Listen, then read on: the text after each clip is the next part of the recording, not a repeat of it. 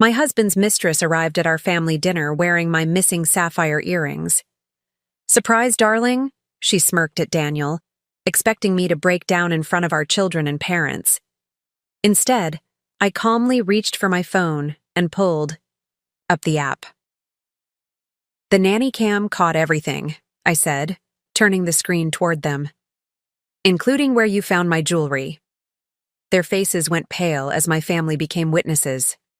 Before we jump back in, tell us where you're tuning in from, and if this story touches you, make sure you're subscribed, because tomorrow I've saved something extra special for you. I stood before the antique mirror in our master bedroom. A woman, transformed by betrayal yet somehow stronger for it. At 42, I still turned heads with my chestnut hair and green eyes that Daniel once said reminded him of Scottish Highlands. Tonight, those eyes were sharp with purpose as I adjusted the collar on my emerald silk blouse. The blouse was new, something I'd purchased during my lunch break yesterday after finalizing my plan. It complemented the black pencil skirt perfectly, creating an image of confidence and control, not the flowing floral dress Daniel had suggested I wear for our annual family dinner. "Wear something soft, Lana," he'd said. "Your mom always appreciates when you look more feminine." Daniel always preferred me looking accommodating rather than assertive. Our bedroom, with its carefully curated furniture and artwork collected over 15 years of marriage, suddenly felt like a museum of someone else's life. The king-sized bed with its Egyptian cotton sheets, the his and hers walk-in closets, the photographs from vacations in Bali, Morocco, and the Swiss Alps, all of it seemed to belong to a different woman. A woman who hadn't discovered her husband's betrayal 3 months ago. My hands trembled slightly as I fastened simple pearl studs to my ears. Not from nervousness, but from a cold, focused anger that had been building for months. I studied them, in the mirror, reminding myself that tonight required absolute control. Control had become my closest companion lately. The sapphire earrings that should have been on my ears were missing from my jewelry box. The earrings Daniel had given me on our 10th anniversary, claiming they matched my intelligence and depth. I'd noticed their absence 2 weeks ago, but said nothing, suspecting where, or rather with whom, they might be. From downstairs, I could hear the activity beginning. My mother arranging flowers in the dining room, my father chatting with our son Evan about his baseball season. Our daughter Lillian would be setting the table with the good china, precisely as I'd taught her. Family dinner was sacred in our household, a tradition we maintained even as the children grew older and our schedules became more hectic. Daniel had been surprisingly insistent about hosting tonight's dinner at our home rather than going out, as we usually did for the spring gathering. "Family should be surrounded by family things," he'd said with unusual sentimentality. Now I understood why. He'd invited his executive assistant, Emilia, under the pretense of her being alone on the holiday and practically family after 3 years of working together. 3 years of late nights at the office. 3 years of business trips that required his assistant's presence. 3 years of me growing increasingly isolated within my own marriage. I remembered the exact moment everything changed. It was a Tuesday in February, snow falling gently outside the windows of our suburban home. The children were at school, and I was working from my home office on a new marketing campaign for my consulting firm. The housekeeper had called in sick, so I'd decided to tidy up myself, starting with the laundry. That's when I found the receipt in Daniel's jacket pocket. A hotel room charged to his personal credit card, not the company card he used for business expenses. One night, premium suite, room service for 2, the date coincided with a night he'd claimed to be working late in the office. When I casually mentioned finding the receipt over dinner, Daniel's explanation came too quickly. Year-end planning session ran late. The company put us up rather than having everyone drive home exhausted. He'd reached for my hand across the table, squeezed it reassuringly. "You know how intense those meetings get." I'd nodded, smile fixed in place. even as doubt crept in. The next day, I called the accounting department at Daniel's firm, speaking to the clerk who processed expense reports. "I'm reviewing some statements," I explained, and wanted to double-check which hotel the company uses for late-night work. "Sessions." The clerk's confusion confirmed my suspicions. "We don't have a policy for that, Mrs. Harrington. If meetings run late, executives typically take a car service home." That evening, I installed a small camera in the decorative hollowed book on our bedroom shelf, a wedding gift from my literature professor father, who thought it amusingly appropriate for two voracious readers. The camera was disguised as a USB charger, easy to miss unless you were looking for it. I synced it to an app on my phone, creating a direct feed to my private cloud storage. I told myself it was for peace of mind, that I would watch the footage and find nothing but an empty bedroom, or Daniel sleeping alone. I told myself I was being paranoid, that 15 years of marriage couldn't be undone by a single suspicious receipt. For a week, the camera revealed nothing unusual. Daniel came home late, as was increasingly common, changed clothes, sometimes showered, and fell into bed. I almost convinced myself I'd been wrong. Then came the Saturday when I took the children to visit my sister Jenny in Hartford. Daniel had begged off, citing a mountain of work before the quarter's end. "I'll just be boring company staring at spreadsheets all weekend," he'd said, kissing me goodbye at the door. That night, after the children were asleep in Jenny's guest room, I opened the app on my phone. The bedroom wasn't empty. Daniel wasn't alone. And the woman with him wasn't a stranger. Amelia, his executive assistant. The woman he'd hired 3 years ago, on my recommendation, after meeting her at one of my firm's networking events. The woman who sent me thoughtful birthday cards and asked about the children's activities with seemingly genuine interest. The woman who was now in my bed, wearing my robe, drinking wine from my favorite crystal glasses. I watched for 11 excruciating minutes before closing the app. It was enough. More than enough. But instead of confronting Daniel immediately, I found myself retreating into a cold, analytical state. I needed more information.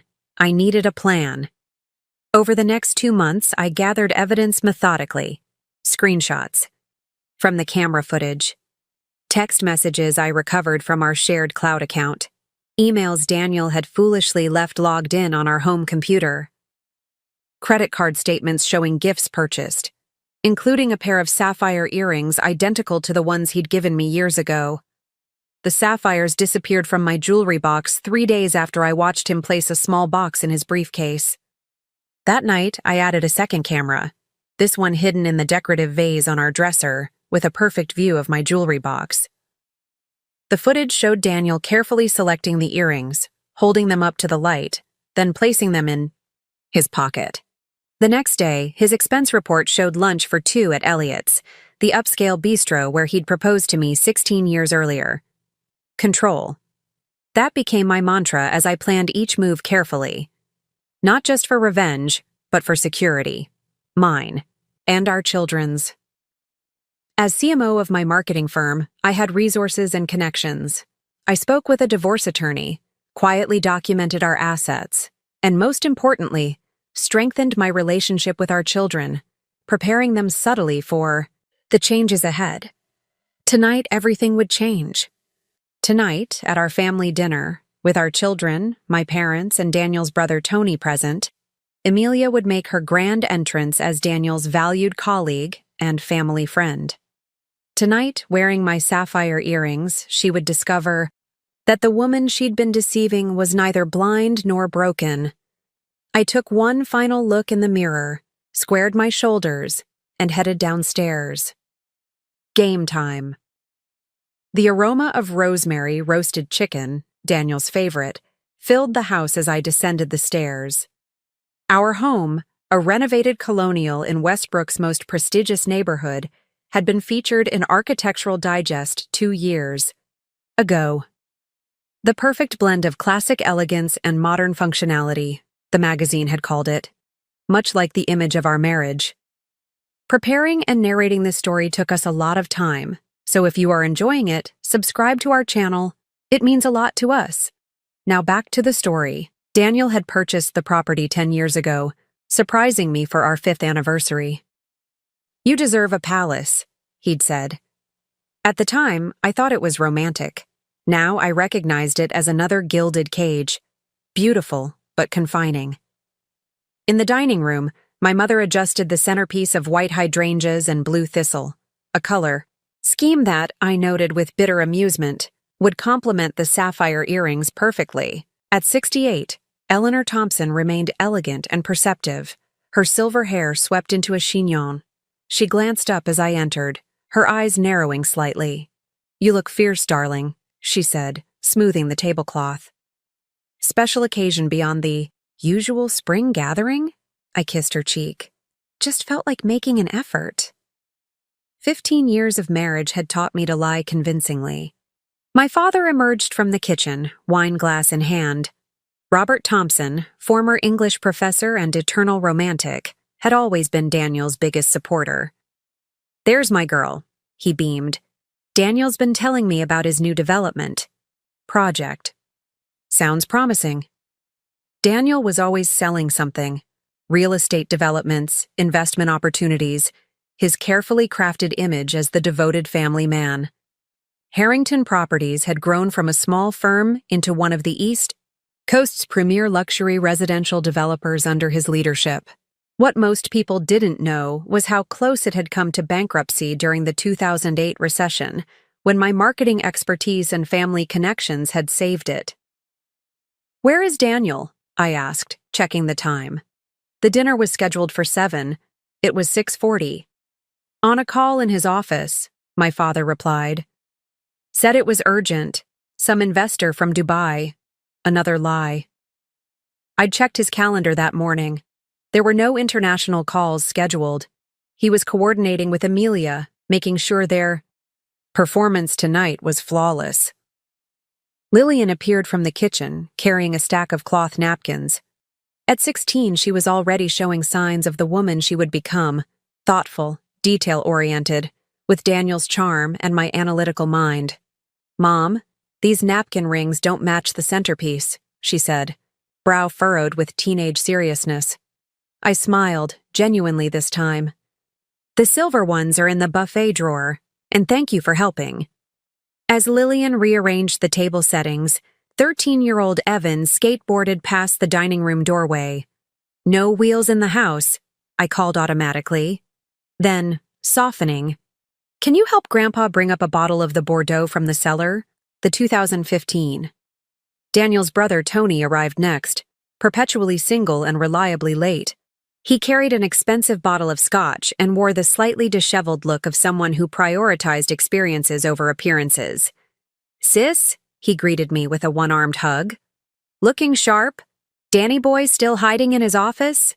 Tony was the only person who called Daniel by his childhood nickname, a small rebellion against his brother's carefully constructed facade of sophistication. The brothers were similar in appearance, tall, with the same strong jawline and penetrating blue eyes, but fundamentally different in character. Where Daniel calculated, Tony improvised. Where Daniel accumulated, Tony experienced. "Important call, apparently," I replied, accepting the scotch.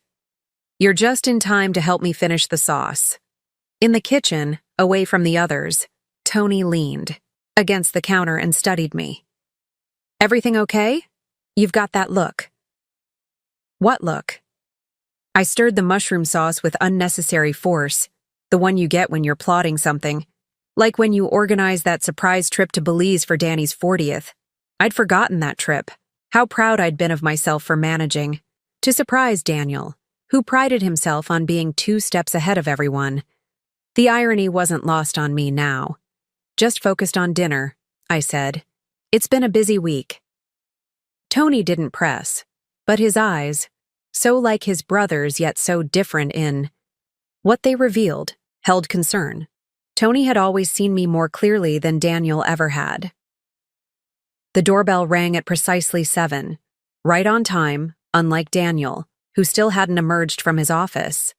I wiped my hands on a kitchen towel and smoothed my skirt. "I'll get it," I called, moving toward the entrance hall. Through the frosted glass panels flanking our imposing front door, I could make out a feminine silhouette.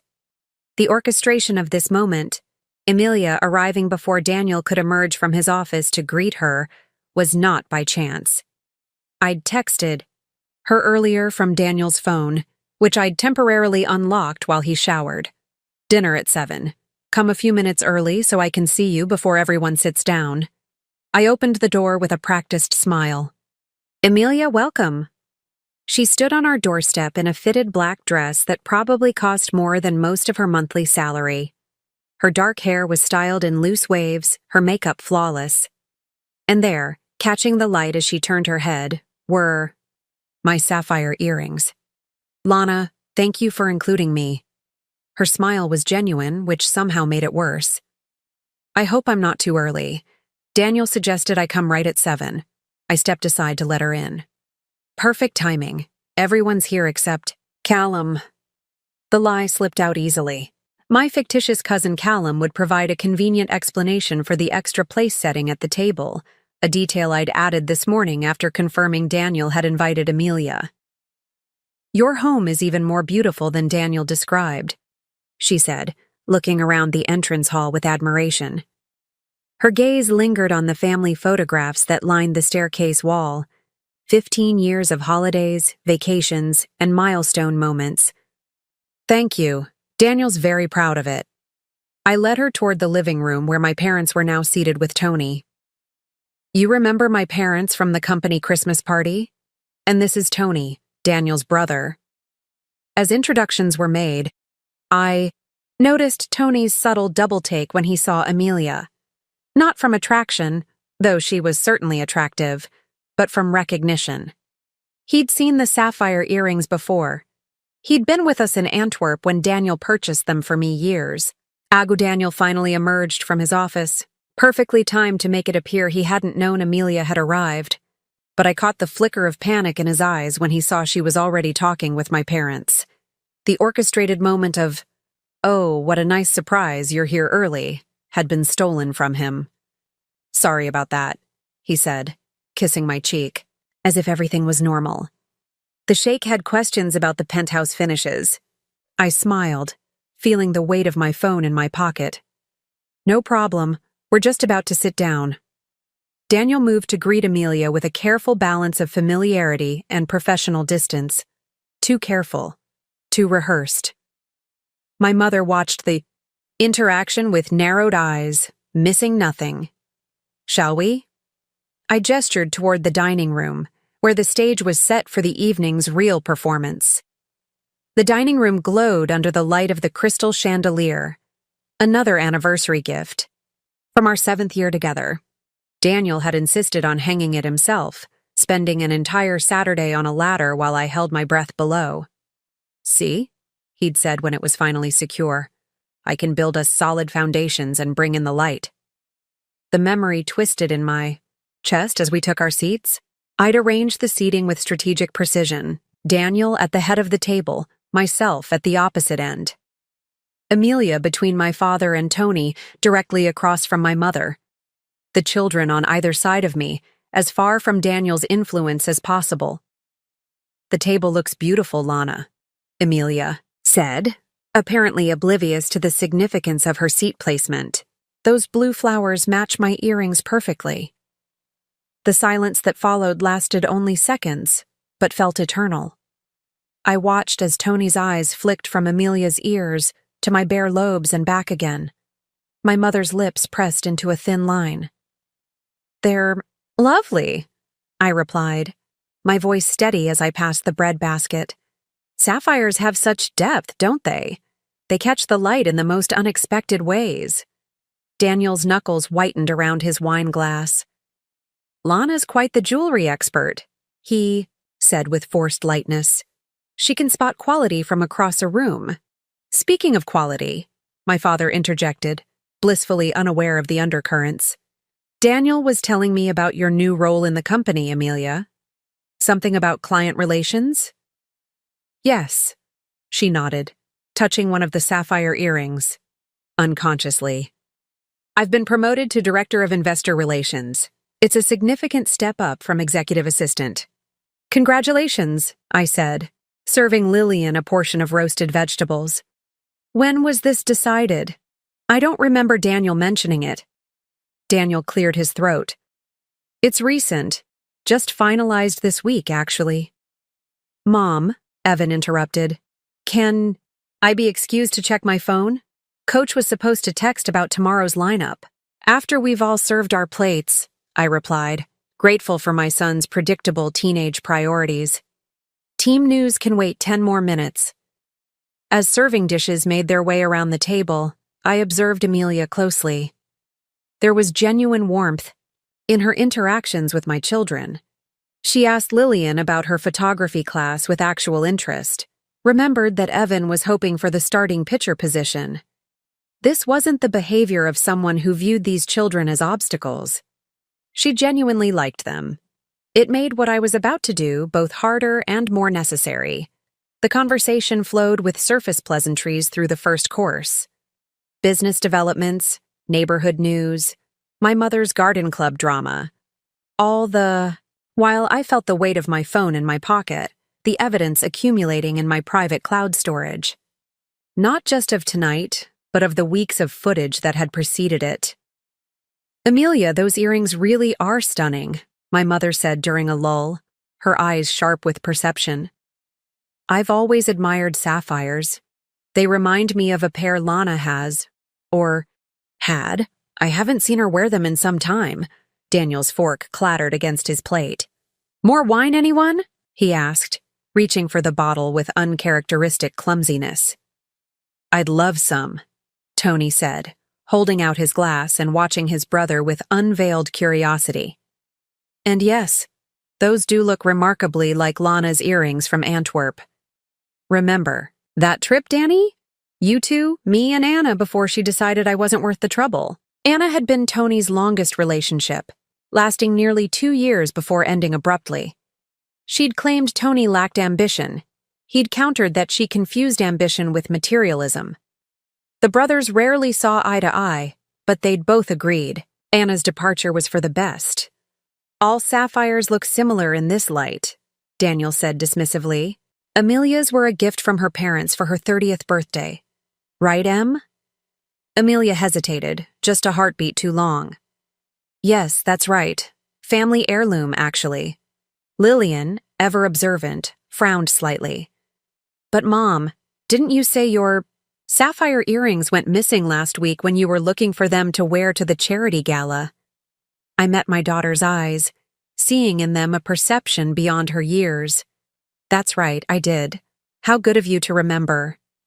Daniel's face had gone pale, but he rallied. You probably misplaced them, honey. You've been so busy with the Phillips campaign.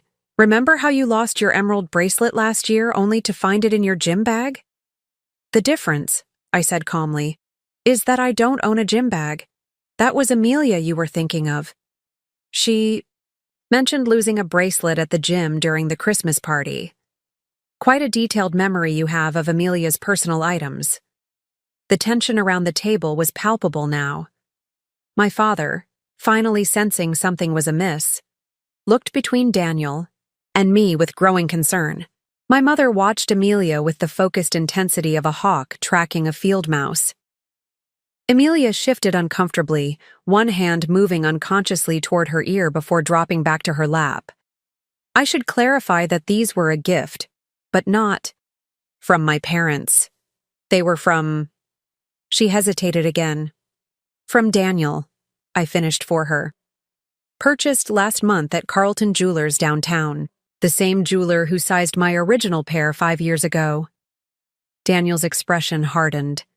Lana, this isn't the time or place for whatever you're implying. On the contrary, I replied, family dinner seems the perfect setting to discuss missing family heirlooms, especially when they reappear on the ears of your executive assistant. Evan, who had been unusually quiet, suddenly looked up from his plate. Dad, did you steal Mom's earrings? The directness of a 13-year-old boy cut through the adult tension like a knife. Daniel flinched as if physically struck. Of course. Not, buddy. Your mom is confused. Those aren't her earrings.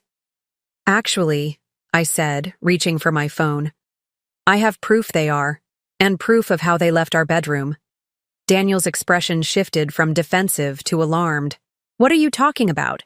The nanny cam, I said simply. The one I installed after finding the hotel receipt in your jacket pocket 3 months ago. Nanny cam, Amelia echoed, her voice barely above a whisper. Her hand moved to the earring. Again, this time unfastening it with trembling fingers. Daniel, what is she talking about? I have no idea, he said, but the slight tremor in his voice betrayed him. Lana, the children are present. Whatever game you're playing needs to stop. It's not a game, I replied, pulling up the app on my phone. And the children deserve the truth as much as I do. Tony let out a low whistle. Danny boy, tell me you didn't. My mother stood abruptly. Children, perhaps you should... Stay, I interrupted gently. Lillian, Evan, I'm sorry this is happening. During dinner. But your father has made choices that affect this family, and I won't pretend otherwise to spare his dignity. I turned the phone screen toward Daniel, angling it so only he could see the thumbnail image frozen on display. Himself at my jewelry box, earrings in hand, his face drained of all remaining color. Lana, please, he whispered. We can discuss this privately. Like you discussed your promotion with Amelia privately? I asked, my voice steady despite the thundering of my heart. Or perhaps like you discussed our marriage with her in our bedroom while I was visiting my sister with our children. Amelia's eyes widened in horror, the removed earring clutched in her palm. Your bedroom? Daniel told me you were separated, living in different rooms. He said you were working through the divorce details quietly for the children's sake. And there it was, the moment where the last piece fell into place. Not just an affair, but a calculated replacement. A complete rewriting of our family story, with Amelia cast in my role. The dining room fell into stunned silence. My father's face had darkened to a dangerous shade of crimson. Tony was staring at his brother with a mixture of disgust and disbelief.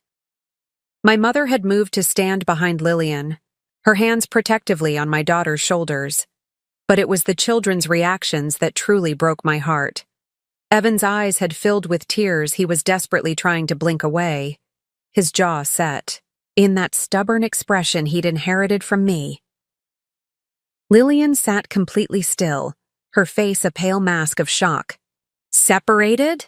I echoed, looking directly at Amelia. That's interesting, considering we went on a family vacation to Bermuda just last month. Daniel, did you tell Amelia about snorkeling with the children? Or the couple's massage we had while the kids were at the resort sailing lesson? Amelia placed the removed earring on the table with careful precision. You went to Bermuda together? As a family? Daniel's eyes darted between Amelia and me, a trapped animal looking for escape. It was for the children, he attempted. We agreed. To maintain appearances until... Until what? I interrupted. Until you'd successfully transferred all our assets into your private accounts? Until you'd convinced the children I was the one breaking up the family? Or until Amelia was firmly established in your company and your bed? Mom, Lillian whispered, her voice small. I immediately softened my tone. I'm sorry, sweetheart. You shouldn't have to hear this. No, she said, straightening her shoulders. I want to know. All of it. I remembered myself at 16. How desperately I'd wanted to be treated as an adult. To be trusted with truth rather than protected by comfortable lies. I nodded slightly, acknowledging her right to understand what was happening to her family. Daniel, my father finally spoke, his professor's voice cutting through the tension. Is this true? Have you been unfaithful to my daughter? Daniel's expression shifted, the cornered look giving way to something more calculated. He was regrouping, finding his footing. I recognized the transition. I'd seen it in countless business negotiations over the years. Bob, Eleanor, he addressed my parents with practiced sincerity. Lana and I have been having problems for some time. We've grown apart. These things happen in marriages. Growing apart is forgetting anniversaries, Tony interjected. Sleeping with your assistant in your wife's bed is something else entirely. Let him speak, I said quietly. I wanted everyone to hear the full extent of his justifications. Daniel continued, a hint of his usual confidence returning. Marriage is complicated. Lana's been increasingly focused on her career. She's been distant, unavailable. Unavailable, I repeated. Interesting word choice. Was I unavailable the night you claimed to be meeting investors in Boston when you were actually at the Westerly Hotel with Amelia? The night the parking garage security camera filmed your car entering at 7:15 p.m. and leaving at 6:30 a.m.? Amelia's head snapped up. That was a business trip. We had meetings with the Donovan Group. The Donovan Group canceled that meeting 3 days before, I replied. I know because I had lunch with Margaret Donovan the following week, and she apologized. For the last-minute schedule change, Daniel's facade cracked momentarily. You checked up on my meetings? Not initially, I admitted. But after finding the hotel receipt, yes, I became quite thorough. I turned back to Amelia, feeling a strange mixture of anger and pity. When did it start? The affair, not the promotion. Those are separate betrayals. Amelia looked down at her half-eaten dinner. Last summer, she said quietly. The Reynolds Point development project. We were working late nights. Daniel said you didn't understand the pressures he was under, that you were too busy with your own career to support his. I nodded, pieces falling into place. The Reynolds Point project. Of course. The one where my marketing strategy secured the pre-construction sales that made the project viable. The campaign Daniel presented to the board as his own initiative. Daniel flushed. That's not fair. I acknowledged your contribution in the quarterly report. In a footnote, I corrected. After I insisted. My mother, who had remained silent through this exchange, suddenly spoke. Daniel, I think you should leave. Eleanor, he began, switching to his charming son-in-law persona. This is between Lana and me. Family disagreements happen. This isn't a disagreement, she replied coldly. This is a betrayal. Of my daughter, of these children, and of this family that has supported you for 15 years. I won't ask again. Evan pushed back from the table, his chair scraping loudly against the hardwood floor. I'm going to my room, he announced, voice cracking. Wait, I said gently. There's something else you should know. All of you, I added, looking around the table. This dinner wasn't just about exposing the affair. It was about understanding the full extent of what's been happening. I pulled up another file on my phone, this one a document rather than a video. 3 weeks ago, I discovered Daniel had created a shell company called Harrington Holdings.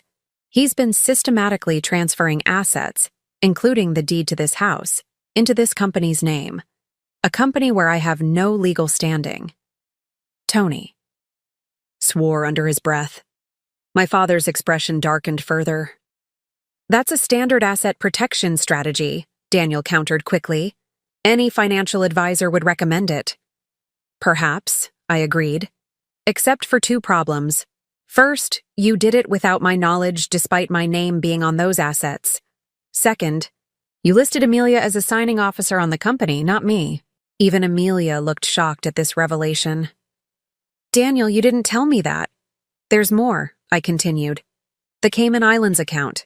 The one you opened last year during your golf weekend with clients. The one that now contains nearly $2 million transferred from our joint investment portfolio. The systematic dismantling of our shared financial life had been the most chilling discovery of my investigation. Not just a betrayal of the heart, but a calculated effort to leave me with as little as possible when the inevitable separation occurred. How did you find out about that? Daniel demanded, abandoning all pretense of innocence. I'm the chief marketing officer of a major firm. Daniel. I have resources. After finding the hotel receipt, I hired Anna Sullivan. Tony's head snapped up at the name. Anna? My Anna? The very same, I confirmed. She's a forensic accountant now, specializing in high-net-worth divorce cases. Quite successful, actually. She was happy to help when I explained the situation. The irony wasn't lost on me that Daniel's betrayal had led me back to Tony's ex-girlfriend, creating an alliance neither brother had anticipated. You had no right to investigate my finances, Daniel said, his voice rising. Our finances, I corrected. And as your wife and the co-signer on those accounts, I had every right. Just as I had every right to install security cameras in our bedroom after finding evidence of your infidelity. Lillian, who had been processing everything in silence, finally spoke. Dad, were you going to leave us? Were you planning to take the house? The raw pain in my daughter's voice cut through the room. For the first time, Daniel seemed genuinely ashamed rather than simply cornered. No, sweetheart, he said, reaching for her hand across the table. I would never leave you and Evan. Never. But you were going to replace Mom, she said, pulling her hand away. With her. She nodded toward Amelia, who flinched at the cold assessment in my daughter's eyes. It wasn't like that, Amelia protested weakly. Daniel said your mother was unhappy, that the marriage was over in all but name. Was that before or after you started sleeping in our bed? I asked, my calm finally slipping. Before or after you started wearing my jewelry? I think, my father said, rising from his chair with the deliberate dignity of his academic background, that this dinner is concluded. He looked at Daniel with undisguised contempt. I trusted you with my daughter, with my grandchildren's well-being. Daniel attempted to salvage what little remained of his dignity. Bob, I understand you're upset, but family matters are complicated.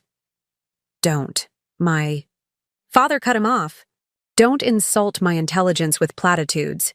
Not after what we've just heard. My mother moved toward Evan, who stood frozen in the doorway, caught between the impulse to flee and the need to witness. She placed a gentle hand on his shoulder. Come help me in the kitchen, darling. We'll pack up some of this food. It was a transparent attempt to remove him from the increasingly tense situation, but Evan shook his head. I want to stay with Mom. The simple declaration, his choice to align himself with me rather than his father, seemed to hit Daniel harder than any of my revelations. For the first time, he appeared genuinely distraught rather than merely calculating his next move. Son, he began, his voice softening, this is between your mother and me. Adult problems that we'll work through. Stop lying, Evan said, his adolescent voice cracking with emotion. You've been lying to all of us. Mom has videos. Videos that were obtained illegally, Daniel countered, switching tactics. Surveillance without consent is inadmissible in court. I couldn't help but laugh, though there was no humor in it. Are we in court already, Daniel?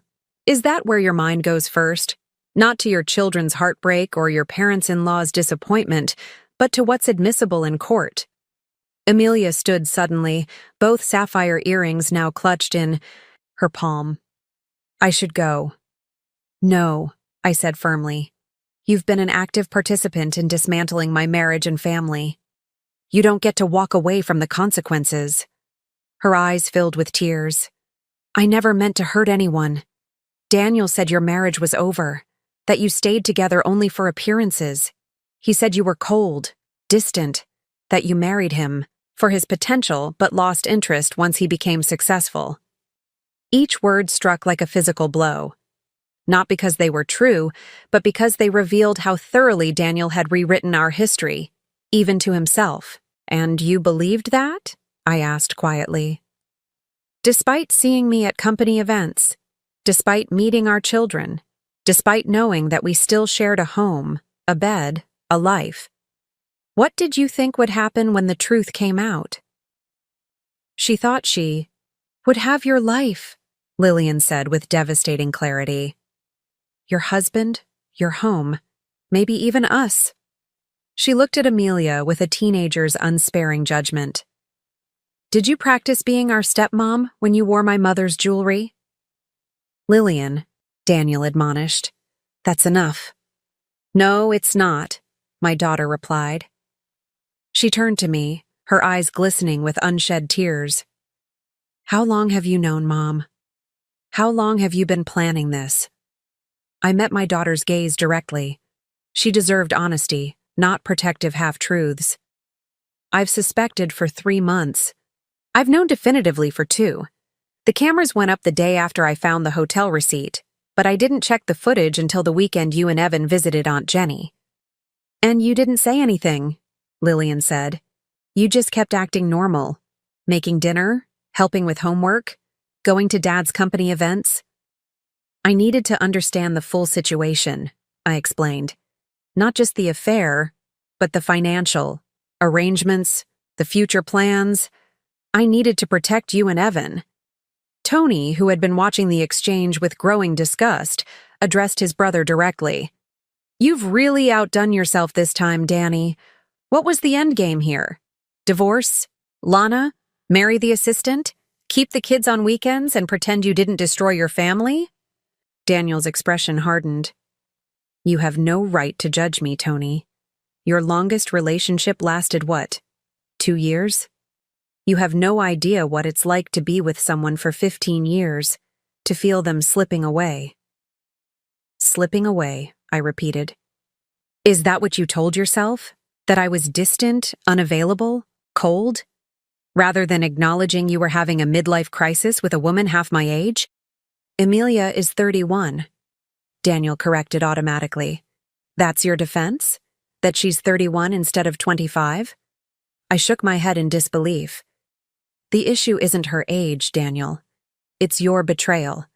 The methodical way you undermined our marriage while setting up a financial escape route. I turned to Amelia, who stood awkwardly clutching her purse and the earrings. Did you know he was transferring assets to protect them from me? Did you help him plan that too? No, she whispered. I knew about Harrington Holdings, but he said it was for tax purposes. I had no idea he was moving your house, your investments. But you were happy to accept the title of signing officer, I noted. Happy to wear my jewelry, to fantasize about taking my place. My father, who had been watching this exchange with growing concern, stepped forward. Lana, what do you need? From us right now? What's your plan? The question centered me, reminding me that this dinner was only one step in a carefully orchestrated strategy. Everything is in motion, I said calmly. Anna has documented all the financial transfers. My attorney filed an emergency injunction yesterday to freeze the offshore accounts and prevent any further asset transfers. The locks will be changed tomorrow while Daniel is at work. Daniel stared at me in disbelief. You're locking me out of my own house? My house? I corrected. As of this morning, when the judge approved my petition based on evidence of financial fraud. The deed transfer you attempted was invalidated pending full investigation. I hadn't planned to reveal this part yet, but Daniel's continued arrogance made it necessary. I needed him to understand that I was not merely reacting emotionally, I was systematically dismantling the advantage he thought he had secured.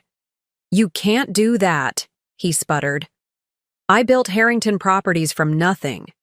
The house, the accounts, they exist because of my work. Our work, I corrected again. My marketing strategies secured the investors for your first 3 developments. My family connections introduced you to the Westbrook partners who funded the Riverside project. My inheritance paid off our mortgage during the 2008 recession when your company nearly went bankrupt. This was news to Amelia, whose eyes widened at the revelation. The company was bankrupt? But the annual report says Harrington Properties has shown continuous growth since founding. Creative accounting, I explained, and an influx of $500,000 from my trust fund that saved the company but was recorded as private investment. Daniel's face flushed with anger. That money was a loan that I repaid. With interest, I acknowledged. But the company's survival wasn't due solely to your business acumen, as you've claimed repeatedly. Including, I assume, to Amelia. I turned back to my father, answering his original question. My plan is straightforward. The children and I will remain in this house. Daniel's personal items will be packed and delivered to whatever address he provides. The divorce paperwork was filed this morning, citing infidelity and financial misconduct.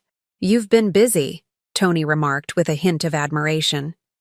I've been thorough, I corrected, something Daniel didn't expect from his distant, unavailable wife. Daniel pushed back from the table, his chair scraping harshly against the hardwood floor. His face had transformed from shocked to calculating to enraged in the span of minutes. You've orchestrated this entire evening, he said, voice low and dangerous. Invited Amelia here just to humiliate both of us in front of our children and your parents. Is that what you consider good parenting, Lana? Using our kids as pawns in your revenge game? It was a predictable deflection, but effective. I saw uncertainty flicker across my mother's face, doubt in my father's eyes. Even Tony, who had firmly taken my side, shifted uncomfortably. This was the first real challenge to my carefully constructed plan. Daniel's attempt to reframe my actions as vindictive rather than protective, to position himself as the victim, rather than the perpetrator. This isn't about revenge, I said calmly, though I felt my heart racing. It's about truth. Our children deserve to understand why their family is changing, why their father has been systematically preparing to leave, while pretending everything was normal. You could have told them privately, Daniel countered. Instead, you created this spectacle, invited my colleague to dinner under false pretenses. Your colleague? Lillian interrupted, her voice sharp with disbelief. Dad, she's wearing Mom's earrings. You brought your mistress to our family dinner. I didn't know she was wearing those earrings, Daniel insisted, though his eyes avoided mine. And Amelia isn't... Don't, Amelia said suddenly, her voice stronger than it had been since the confrontation began. Don't lie anymore, Daniel. Not about us. She turned to face me directly. I knew they were your earrings. Daniel told me. You never wore them. That they were wasted on you. He said you'd forgotten he even gave them to you. The admission hung in the air. Simple but devastating. Daniel's shoulders sagged slightly, his defense crumbling under the weight of Amelia's unexpected honesty. Well, my mother said into the silence, at least someone at this table has decided to speak truthfully. Evan, who had remained near the doorway, stepped back into the dining room. Mom, you said you have videos. Can we see them? The question created another pivot point, showing the footage would be definitive, irrefutable, but also deeply inappropriate for my children to witness. No, sweetheart, I said gently. Those are private, but they confirm what we're discussing. She's making this up, Daniel attempted, though his voice lacked conviction. There are no videos. I unlocked my phone and turned the screen toward him again, this time showing a different thumbnail. Daniel and Amelia entering our bedroom, his hand resting intimately on the small of her back. Would you like me to play it? I asked quietly. Right here, in front of everyone? Because I will if you continue to call me a liar. Daniel stared at the screen, the blood draining from his face as he realized I wasn't bluffing. He had underestimated me completely, a mistake I had counted on when forming my strategy. This is illegal, he said, but the fight had gone out of his voice. Recording without consent. One-party consent state, Tony interrupted. Lana was one of the parties living in the bedroom being recorded. Perfectly legal. He looked at me with newfound respect. You did your homework. I had excellent motivation, I replied. My father cleared his throat. Children, perhaps you should step out while the adults discuss next steps. No, Lillian said firmly. We're part of this family too. We deserve to know what's happening. She's right, I agreed. They're old enough to understand, and they'll be living with the consequences of these decisions. Daniel made one last desperate attempt to regain control. Lana, be reasonable. We can work this out without lawyers, without courts. For the children's sake, don't use us as your excuse, Evan said, his young voice cracking with emotion. You didn't care about us when you were sneaking around with her. He pointed at Amelia, who flinched as if struck. Of course I care about you, Daniel insisted. Everything I've done, the company, this house, it's all been for you and Lillian. Then why were you moving it all into an account Mom couldn't access? Lillian asked. The simple, devastating logic of a 16-year-old cut through his pretense.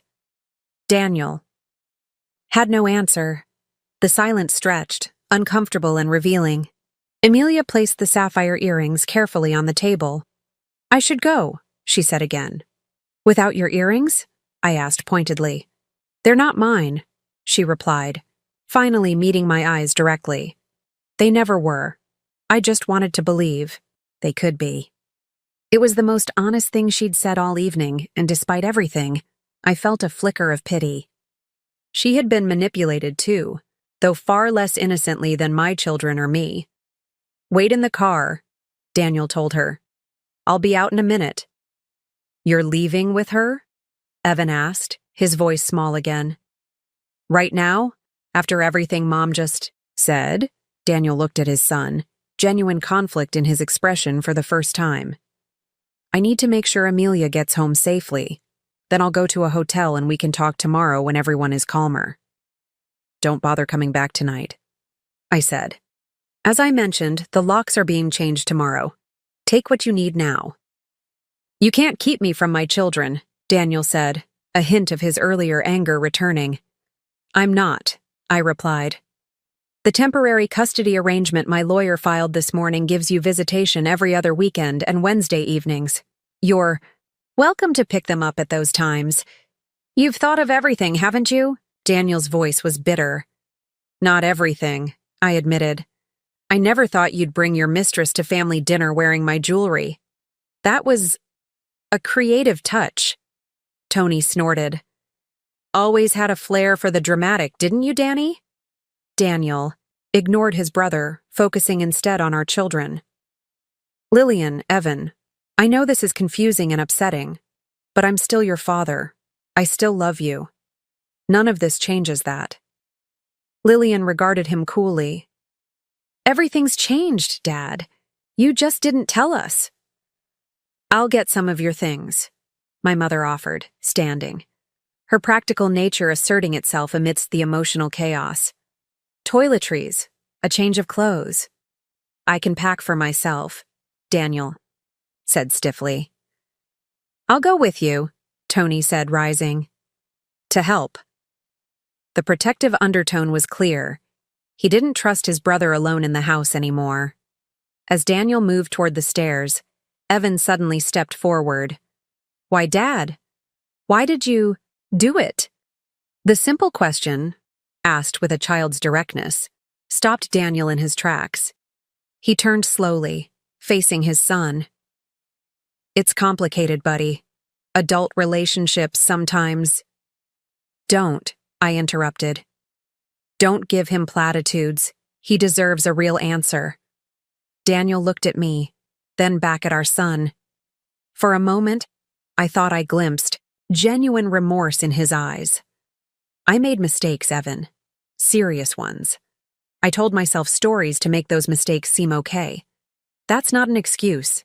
It's the truth. And I'm sorry you and your sister are being hurt by my choices. It wasn't a complete answer, but it was more honest than I had expected. Evan nodded once, then moved to stand beside me, his shoulder pressing against mine in silent solidarity. 10 minutes to pack, I told Daniel. Tony will help you carry your things. As Daniel and Tony headed upstairs, Amelia still lingering awkwardly by the dining room doorway, my father approached and placed a hand on my shoulder. I've never been prouder of you, he said quietly. Not because you caught him, but because of how you're handling it, with dignity and strength. His words threatened to crack the composure I'd maintained all evening. I squeezed his hand briefly, not trusting myself to speak. My mother approached Amelia, who flinched slightly, perhaps expecting a verbal lashing. Instead, my mother simply held out her hand. "The other earring," she said firmly. "Both of them stay here." Amelia handed over the sapphires without protest. My mother placed them in my palm, closing my fingers around them. "Something borrowed doesn't become something owned," she said, loud enough for Amelia to hear. "Remember that, young woman." The sound of footsteps on the stairs announced Daniel and Tony's return. Daniel carried a leather weekender bag, the same one we'd purchased in Italy during our 10th anniversary trip. The memory of that vacation, once precious, now felt tainted, like so much else. "I've got what I need for now," Daniel said, his voice subdued. The initial shock and anger had given way to a grim resignation. "I'll have my lawyer contact yours about retrieving the rest of my belongings." "Fine," I replied. "Marjorie Winters at Hamilton and Associates. She's expecting the call." Daniel's eyebrows rose slightly. Marjorie Winters was one of the most formidable divorce attorneys in the state, known for her meticulous preparation and aggressive protection of her clients' interests. Her involvement signaled that I wasn't merely reacting emotionally.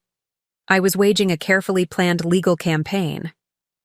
"You've been planning this for some time," he observed.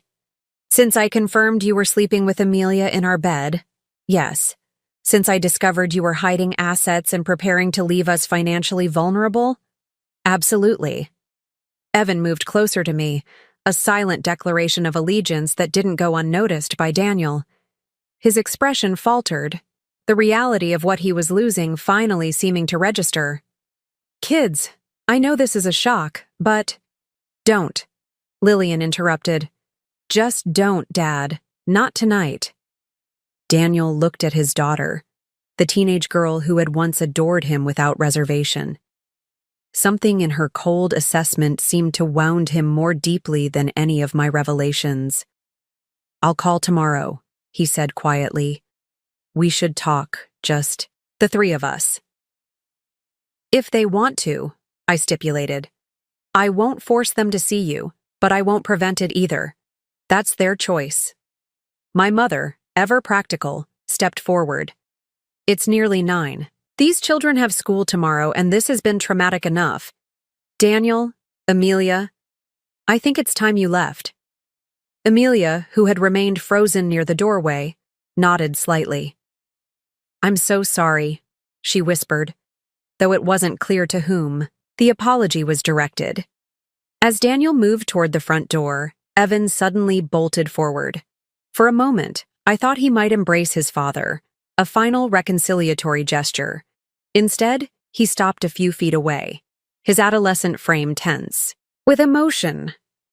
"Did you ever really love Mom?" he asked, his voice cracking. "Or was that a lie too?" The question hung in the air, raw and devastating in its simplicity. Daniel looked at his son, then at me, genuine conflict evident in his expression.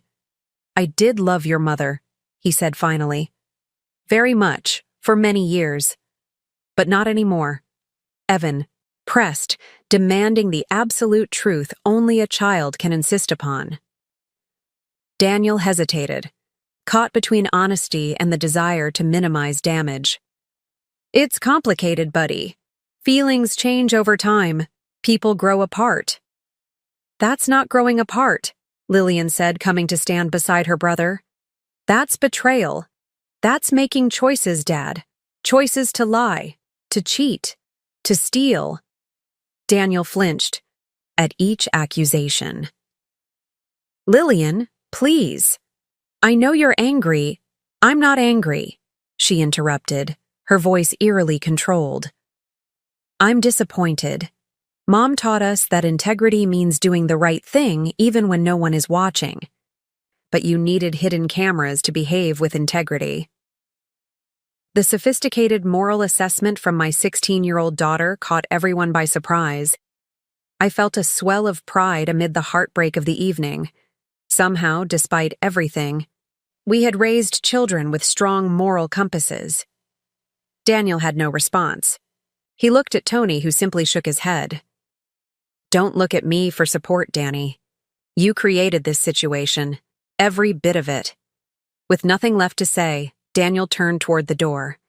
Emilia followed, her earlier confidence completely evaporated. As they stepped onto the porch, I called after them. Daniel. He turned, perhaps hoping for some final reconciliatory gesture, some indication that this theatrical confrontation had been designed to shock him into remorse rather than end our marriage. I've forwarded copies of the camera footage to your company email, I said calmly, along with documentation of the financial transfers. The board of directors receives the same information tomorrow morning unless you voluntarily resign as CEO. His face drained of color. You wouldn't. I already have, I replied. The email is scheduled to send at 9 a.m. unless I cancel it. Your choice what happens next. That's my company, he said, voice rising with renewed anger. I built it from nothing. We built it, I corrected, and the board should know exactly what kind of man is leading it. One who embezzles funds, conducts affairs with subordinates, and attempts to defraud his wife of her rightful assets. You'd destroy everything just for revenge? Not revenge, I said. Consequences. There's a difference. As they descended the porch steps, I closed the door firmly, the soft click of the latch more final than any dramatic slam could have been. For several seconds, no one in the entryway spoke. The enormity of what had just transpired settled around us like dust after an explosion. Evan broke the silence first. Is Dad going to jail? The question pulled me sharply back to reality. To my role as a mother first, wounded wife second. No, sweetheart, I assured him. What he did was wrong, but it's not the kind of wrong that leads to jail. It's the kind that leads to divorce and financial settlements. And professional consequences, Tony added grimly. The board won't take kindly to a CEO who uses company resources to conduct affairs and hide assets. My father placed a gentle hand on Evan's shoulder. Your father made serious mistakes, but he's still your father. Nothing changes that. Everything's changed, Lillian said quietly, echoing her earlier statement to Daniel. I looked at my daughter, seeing in her eyes a maturity that had accelerated painfully in the span of a single evening. Yes, I acknowledged. Everything has changed, but not everything is lost. My mother, ever practical, began clearing dishes from the abandoned dinner table. These children need something to eat. No one finished dinner. The mundane concern was oddly comforting, a reminder that life continued, that basic needs remained, even amid emotional upheaval. Ice cream, Tony suggested. This feels like an ice cream situation. A ghost of a smile touched Evan's lips. With chocolate sauce? Obviously, Tony affirmed. Emotional crises require proper Sunday architecture. I'll drive to that place on Maple Street that stays open late. As Tony grabbed his keys, my mother paused in her clearing. Robert, go with him. Make sure he gets the good vanilla, not that cheap stuff. My father nodded, understanding her real intention. To give me a few moments alone with my children. As the two men departed, my mother tactfully retreated to the kitchen with an armful of dishes. Left alone with Lillian and Evan in the entryway, I suddenly found myself without a script. The carefully planned confrontation was over. Now came the harder part, helping my children navigate the aftermath. Mom? Evan's voice was small again. Were you going to tell us? If Dad hadn't brought her here tonight? The question caught me off guard. I'd been so focused on exposing Daniel's betrayal that I hadn't fully considered what I would have done if tonight's dinner hadn't provided the perfect opportunity. Yes, I said after a moment, but privately and differently. I was gathering evidence to protect us legally before having that conversation. Why didn't you tell us as soon as you knew? Lillian asked. No accusation in her tone, just genuine curiosity. I considered my answer carefully. Because I needed to understand the full situation first. Not just the affair, but the financial deception. I needed to secure our future before confronting your father. Morning arrived with unforgiving brightness. I'd slept poorly, waking every hour to check my phone, partly from habit after months of surveillance, partly from the lingering anxiety that Daniel might attempt to access the house during the night. But the notifications showed only a flurry of text messages from Tony, updating me on Daniel's whereabouts. Dropped Danny at the Westbrook Suites. Emilia took separate Uber. He's drinking heavily in the hotel bar. We'll check back in morning. The final message had come at 1:43 a.m. He's still here. Bartender cutting him off. Heading home now. Call if you need anything. I hadn't expected Tony to keep such a close watch. We'd always been friendly, but never particularly close. Our relationship defined primarily through Daniel. His steadfast support now was unexpected but deeply appreciated. Downstairs, I found my mother already in the kitchen, coffee brewed, reading glasses perched on her nose as she scrolled through her tablet. She looked up as I entered. "The vultures are circling," she said, turning the screen toward me. A local business blog had already published a brief item. Trouble at Harrington Properties? CEO Daniel Harrington seen arguing with wife at downtown hotel. That was fast, I murmured, pouring coffee. Someone at the hotel must have tipped them off. Your father's making calls, she said. His friend at the Tribune owes him a favor. Better to control the narrative than let rumor run wild. I hadn't considered the public relations aspect of our private drama. Daniel was a prominent figure in local business circles. Our separation wouldn't remain private for long. What time is the locksmith coming? My mother asked, switching topics with practiced efficiency. 9:30, I replied, and the security company at 11 to change the alarm codes. Good. She nodded approvingly. And the children? Lillian's still asleep. Evan's been up since 6, playing that racing game in the den. I told them both they could stay home from school today. She reached across the counter to squeeze my hand. You're doing remarkably well, Lana. Better than I would have at your age. I had a good example, I said, returning the pressure. I watched you rebuild after Dad's department had tried to take credit for your research. You taught me that righteous anger can be channeled productively. My mother had been one of the few female physics researchers at her university in the 1970s. The academic betrayal she'd experienced had shaped her approach to professional conflicts, meticulous documentation, strategic confrontation, and unapologetic reclamation of her work. I'd internalized those lessons without realizing how directly they would apply to my own life. Different circumstances, she said. But the principle remains. Never let anyone diminish your worth without consequence.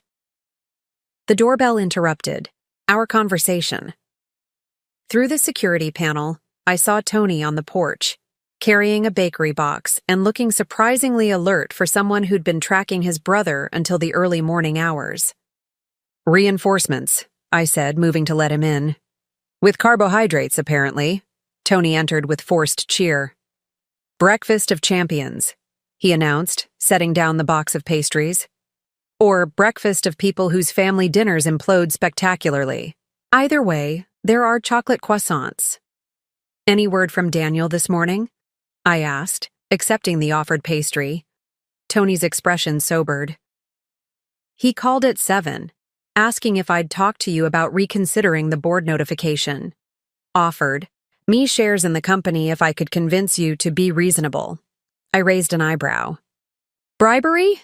That's a new low. Not entirely new, Tony corrected. He tried to buy my silence during the Reynolds Point financial restructuring too, offered me a condo in the development if I wouldn't mention the accounting discrepancies to the investors. This was news to me.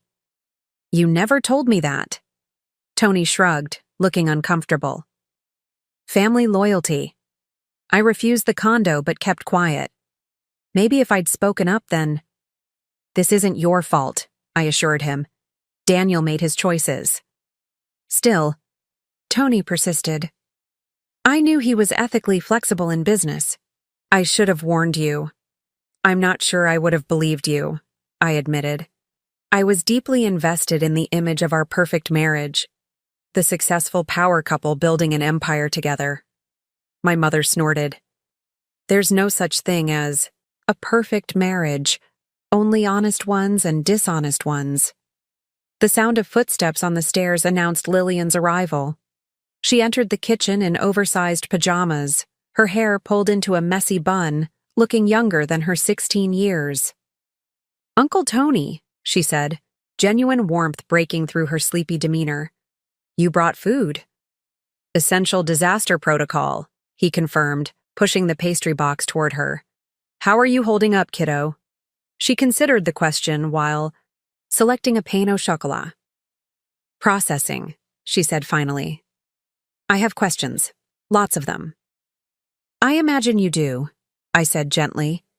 We can talk about anything you want. Later, she decided.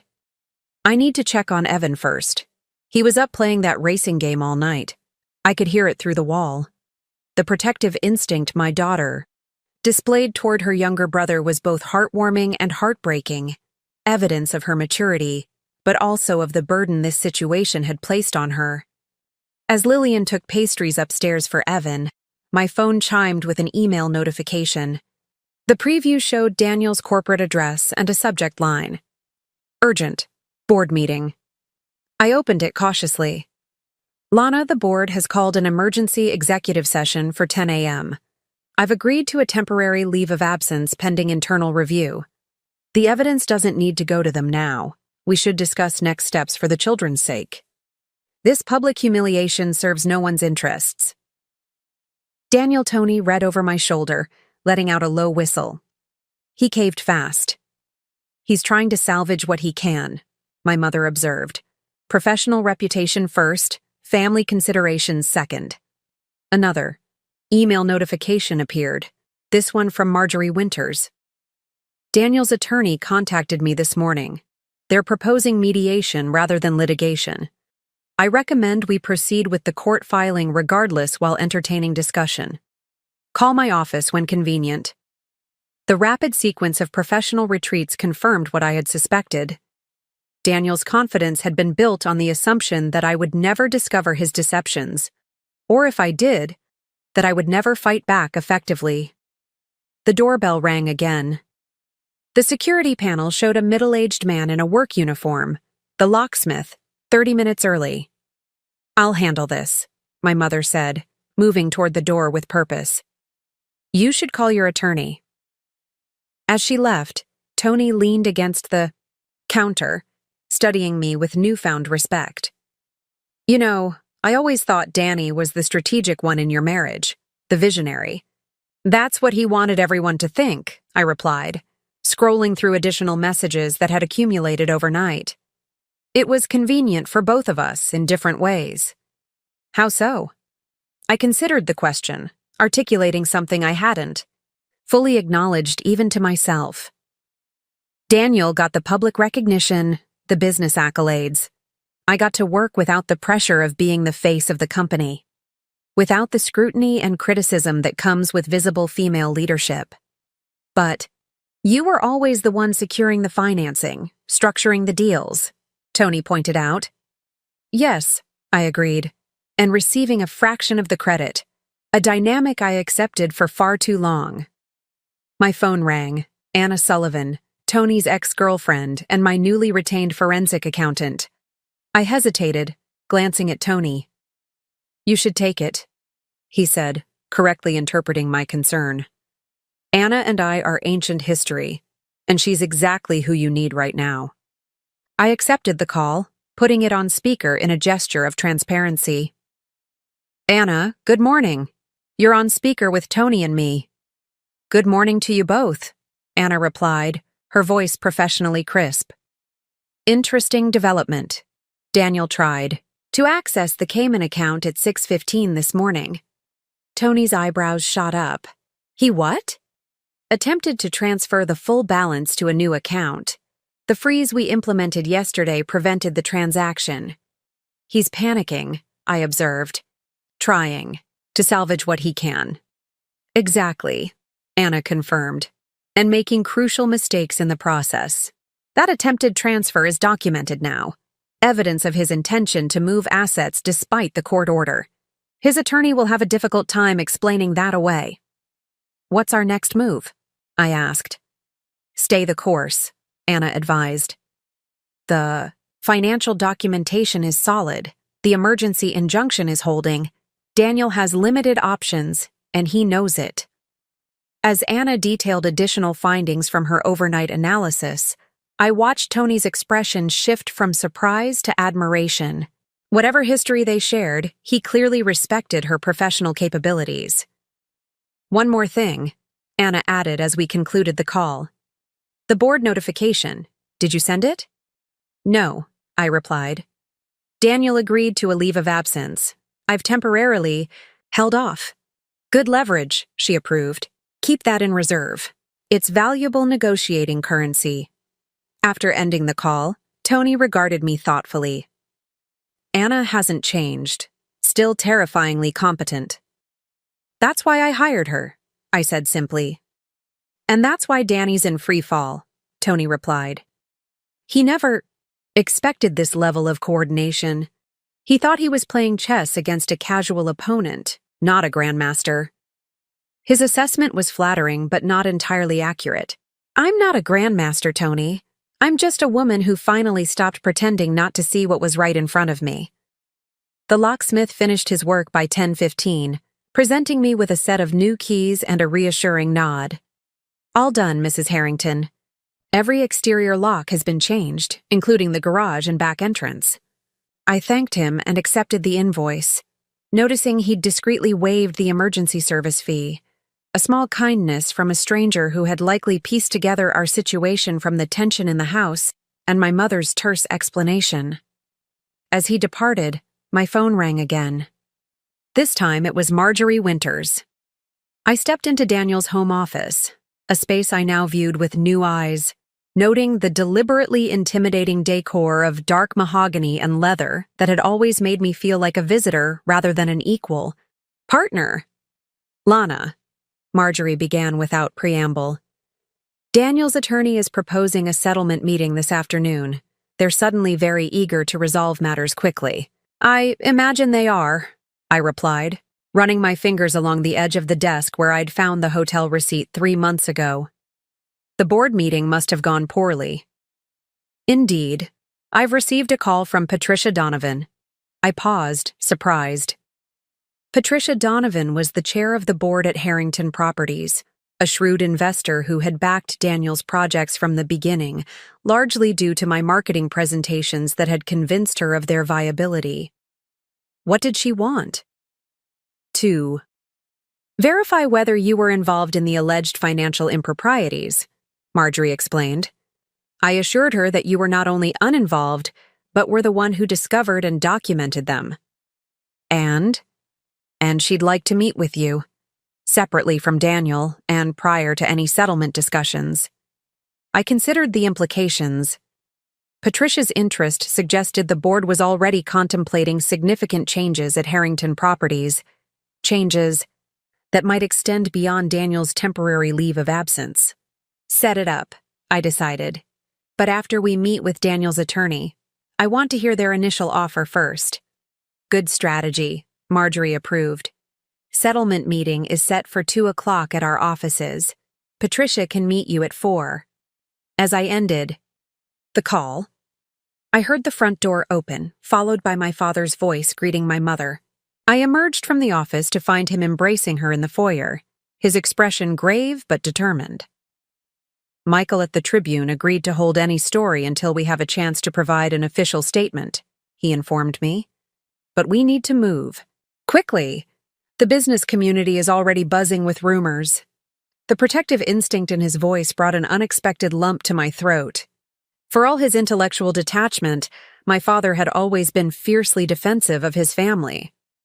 Daniel's attorney wants to meet this afternoon, I told him. They're pushing for a quick settlement. Of course they are, he scoffed. The longer this drags on, the more damage to his reputation and the company. What are your terms? Full financial disclosure, I replied immediately. Majority custody of the children, the house, and honest acknowledgement of my role in building Harrington Properties. My father nodded approvingly. No punitive demands? Nothing to make him suffer? His suffering isn't my goal, I said truthfully. Justice is, recognition is, security for the children is. Tony emerged from the kitchen, coffee mug in hand. Danny got off easy if you ask me. Maybe, I acknowledged. But vindictiveness would only prolonging our connection. I want this resolved cleanly, not dragged out in a bitter battle. The sound of the doorbell interrupted our conversation. The security panel showed a sleek town car idling in the driveway and a well-dressed woman on the porch, Emilia looking considerably more subdued than she had at dinner the night before. You have got to be kidding me, Tony muttered. I took a deep breath, steadying myself. I'll handle this. Are you sure? My mother asked, concern etching her features. You don't owe her a conversation. I know, I said, but I'm curious what brings her here. I opened the door to find Amelia clutching a small gift bag, her usual confidence replaced by obvious apprehension. Lana, she began, then faltered. I'm sorry to come unannounced. I need to return something else of yours. I regarded her silently, offering neither welcome nor rejection. After an uncomfortable moment, she held out the gift bag. The sapphire. Pendant, she explained. Daniel gave it to me for my birthday in January. I didn't realize it was yours until I saw the matching earrings in your jewelry box that night. When we... She trailed off, unable to complete the sentence. I accepted the bag without opening it. Thank you for returning it. Is that all? Amelia shifted uncomfortably. I wanted to apologize. Not that it changes anything, but I truly believed you and Daniel were separated. He said you stayed together for appearances, for the children, for the company image. And you believed that despite seeing us together at company events? Despite meeting our children and seeing no evidence of this supposed separation? She looked down. I wanted to believe it. Daniel can be very convincing. Yes, I agreed. That's his particular talent, making people believe what benefits him. Behind me, I sensed my family listening, their silence a protective force at my back. There's something else you should know, Amelia said, her voice dropping. Daniel's been systematically changing company records to diminish your contributions. Presentation files, meeting minutes, project documentation, he's been removing your name or relegating it to footnotes for over a year. This revelation, though shocking, merely confirmed what I had begun to suspect. Why are you telling me this? Because it's wrong, she said simply. And because I helped him do it. I thought I was supporting my mentor, showing loyalty to the man who was advancing my career. I didn't understand I was erasing another woman's work. The admission hung between us, complicated and uncomfortable. I couldn't absolve her of complicity, yet I recognized the familiar pattern of a young woman manipulated by a powerful man she trusted. The board suspended him this morning, Amelia continued, pending investigation. I've been placed on administrative leave as well. I'm aware, I replied neutrally. They're reviewing all executive decisions from the past 18 months. The Reynolds Point financing, the Westbrook acquisitions, the analytics platform implementation. She hesitated. The projects you spearheaded but weren't credited for. I studied her closely, trying to discern her motivation. Why do you care about my professional credit now, Amelia? You were happy enough to accept promotions based on my ideas before. A flush spread across her cheeks. I deserve that. But I'm trying to make some small amends. The board should know the truth about who really built Harrington Properties' success. From inside the house, Tony called out, "Are we really having this conversation on the front porch? Either invite her in or send her away, Lana. His interruption broke the tension. Amelia took a step back. I should go. The board meets again tomorrow morning at 9. I've provided them with the original presentation files showing your work, the ones Daniel had me replace with versions crediting him. I absorbed this information, reassessing Amelia's position in this unfolding drama. Not quite an ally, certainly. Not a friend, but no longer simply an adversary either. Why risk your career to provide that documentation? I asked. Because I've spent 3 years watching a talented woman's work be systematically appropriated and erased, she replied. And then I became part of that process. I can't undo what I did, but I can try to correct the record. Her response held an uncomfortable mirror to my own complicity in diminishing my contributions to preserve Daniel's ego and our marriage's facade of partnership. Thank you for the pendant, I said finally, and for your honesty with the board. Amelia nodded once, then turned to leave. As she reached the town car, she paused. Daniel's meeting with his attorney right now. He's going to offer you the house and full custody, but fight you on the company shares. He's desperate to maintain control. With that final piece of intelligence, offered, without apparent agenda, she slipped into the waiting car and departed. I closed the door slowly, turning to find my family watching with varied expressions of surprise and skepticism. Well, my father said after a moment, that was unexpected. Do you believe her? My mother asked, always the pragmatist. I considered the question. About the document alterations? Yes. About her remorse? Partially. About Daniel's negotiating. Strategy? Absolutely. Tony shook his head. Classic Danny, willing to sacrifice family for power. Then he's miscalculated again, I said, a newfound certainty settling over me. Because the company is precisely what I intend to fight for.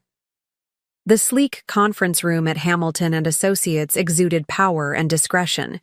Precisely the image Marjorie Winters had cultivated for her high-profile divorce practice. Floor-to-ceiling windows offered a commanding view of downtown, while the polished mahogany table reflected the subtle lighting from recessed fixtures above. I sat beside Marjorie, Anna Sullivan on my other side with a meticulously organized portfolio of financial documentation. Across from us, Daniel and his attorney, Richard Porter, presented a study in controlled tension. Daniel's usual confident posture was diminished, his shoulders slightly hunched, his eyes avoiding mine. Let's begin, Marjorie suggested, her voice carrying the authoritative tone that had intimidated countless opposing counsels over her 30-year career. Mr. Porter, I believe your client has a proposal to present. Richard Porter, silver-haired, immaculately dressed, and notoriously aggressive in representing the city's elite, slid a document across the table. Mrs. Harrington can retain full ownership of the family residence and primary custody of the children, he began, his tone suggesting this was a generous concession, rather than the baseline any reasonable court would establish given the circumstances. Mr. Harrington will pay child support according to the statutory guidelines and provide college funds for both children. I glanced at the document without reaching for it, waiting for the other shoe to drop. In exchange, Porter continued, Mrs. Harrington will relinquish all claims to Harrington Properties, including any shares currently held jointly. She will also sign a confidentiality agreement regarding the circumstances of the separation. Marjorie's slight smile held no warmth. Is that all? Porter's expression tightened almost imperceptibly. My client is being exceptionally generous given the circumstances. The house alone is valued at $2.4 million. A house purchased with joint funds, including Mrs. Harrington's inheritance, Marjorie pointed out. And your proposal conveniently ignores the Cayman Islands accounts, the unauthorized asset transfers, and Mrs. Harrington's foundational role in building Harrington Properties. Daniel finally spoke, his voice lacking its usual resonance. Lana, be reasonable. You know the company is my life's work. Our life's work. I corrected quietly. Or have you forgotten who secured the financing for the first 3 developments? Who created the marketing strategy that attracted the Donovan Group? Who restructured the entire financial model during the recession? Porter interrupted smoothly. Mrs. Harrington was compensated as an employee of Harrington Properties for any consulting work performed, incorrectly categorized as an employee, to minimize her ownership interest, Anna countered, speaking for the first time. We have documentation of at least 14 major projects where Mrs. Harrington's work was fundamental to the company's success, yet deliberately miscategorized. In corporate records, she slid a much thicker portfolio across the table, including evidence of recent systematic alteration of company documents to remove Mrs. Harrington's name and contributions. Daniel's face darkened. Amelia, he muttered. She went to you. She went to the board, I clarified, with documentation of how you instructed her to alter records. Porter placed a restraining hand on Daniel's arm, then addressed me directly. Mrs. Harrington, surely you understand that prolonging this conflict benefits no one. Think of your children. It was a predictable appeal, weaponizing my maternal instinct to pressure me into accepting less than I deserved. I'd anticipated this tactic. I am thinking of my children, I replied evenly. I'm teaching them that their mother's contributions have value, that intellectual property can't be stolen without consequence, that financial fraud doesn't pay. Daniel's composure slipped further. This is ridiculous. You're trying to take everything we've built, I corrected again. And no, I'm not trying to take everything. I'm claiming my fair share, which is considerably more than 0. Marjorie intervened with practiced timing. Our counter-proposal is straightforward. Mrs. Harrington receives the family residence, primary custody with generous visitation rights for Mr. Harrington, and 45% ownership of Harrington Properties, reflecting her actual contribution to the company's development and success. 45%? Daniel echoed incredulously. That's highway robbery. Anna calmly opened her portfolio. Actually, based on Mrs. Harrington's financial contributions, intellectual property, and the penalty clauses in your prenuptial agreement regarding infidelity, we could legitimately claim up to 62%. We're being quite reasonable. Porter leaned over to whisper urgently in Daniel's ear. Whatever he said caused Daniel's expression to shift from outrage to something closer to panic. We need a moment, Porter announced. Of course, Marjorie agreed graciously. We'll step out. In the hallway outside the conference room, Marjorie's professional demeanor relaxed slightly. They're rattled. Porter didn't expect us to have the document alteration evidence. Amelia's testimony to the board was the piece we needed, Anna agreed. It establishes pattern and intent. I nodded, processing their legal assessment while wrestling with a growing sense of disorientation. Despite the strong position we'd established, a hollow feeling was expanding in my chest, a delayed emotional response to watching 15 years of marriage distilled into cold financial calculations and legal maneuvers. Lana, Marjorie touched my arm. Are you all right? Just processing, I assured her, echoing Lillian's words from that morning. It's strange seeing Daniel across a conference table instead of across our dinner table. Anna's expression softened slightly. The negotiation stage is often the most difficult emotionally. The relationship becomes quantified in ways that feel reductive. Before I could respond, the conference room door opened. Porter emerged alone, his expression carefully neutral. My client would like to speak with Mrs. Harrington privately. Marjorie immediately objected. Absolutely not. Any communication should go through counsel. Just 5 minutes, Porter pressed. Mrs. Harrington can terminate the conversation at any point. I considered the request. Despite everything, I was curious what Daniel might say without lawyers present. What appeal he might make after his initial approach had failed.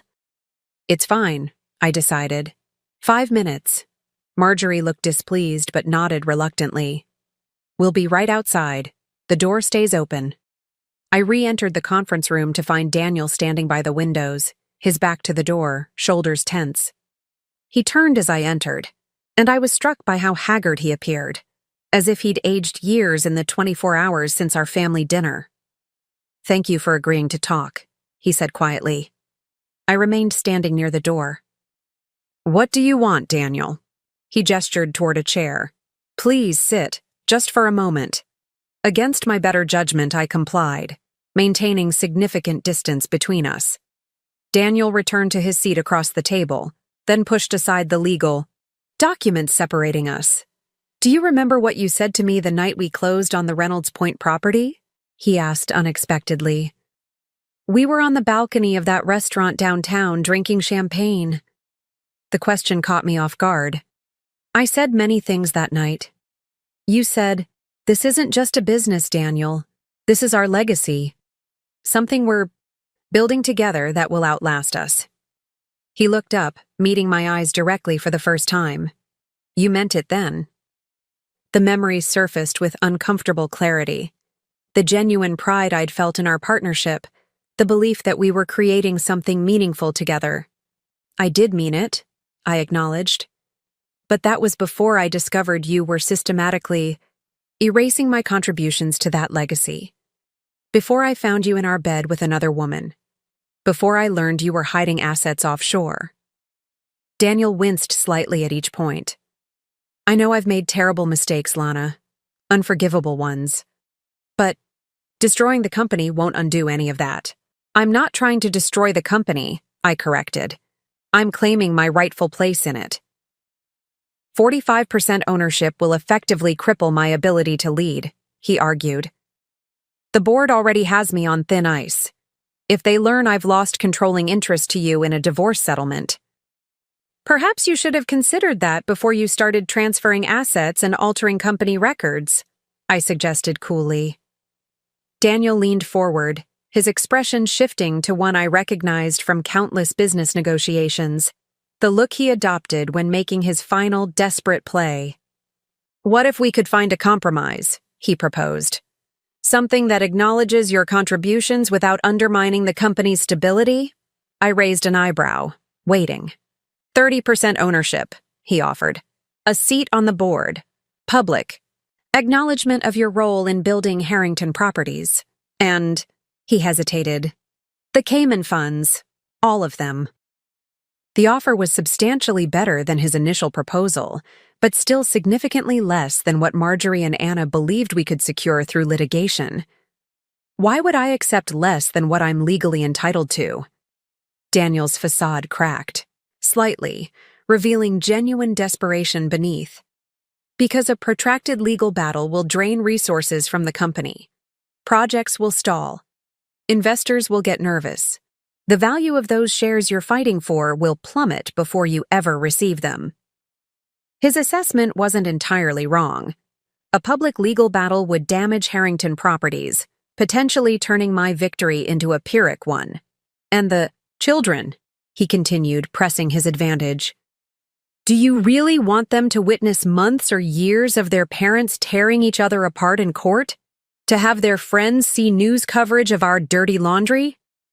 There it was again, the appeal to maternal protection, the suggestion that fighting for my rights would somehow harm our children. But this time, he'd miscalculated. "Interesting," I said, my voice hardening. "You didn't consider the children's well-being when you brought your mistress to family dinner wearing my jewelry. You didn't consider their future when you were transferring family assets into accounts I couldn't access." Daniel flinched. "That's not fair." "No, it wasn't fair," I agreed. "None of this is fair. But it's the reality you created, Daniel. And now you're asking me to accept less than I deserve to protect you from the consequences of your own actions." I stood, signaling the end of our private conversation.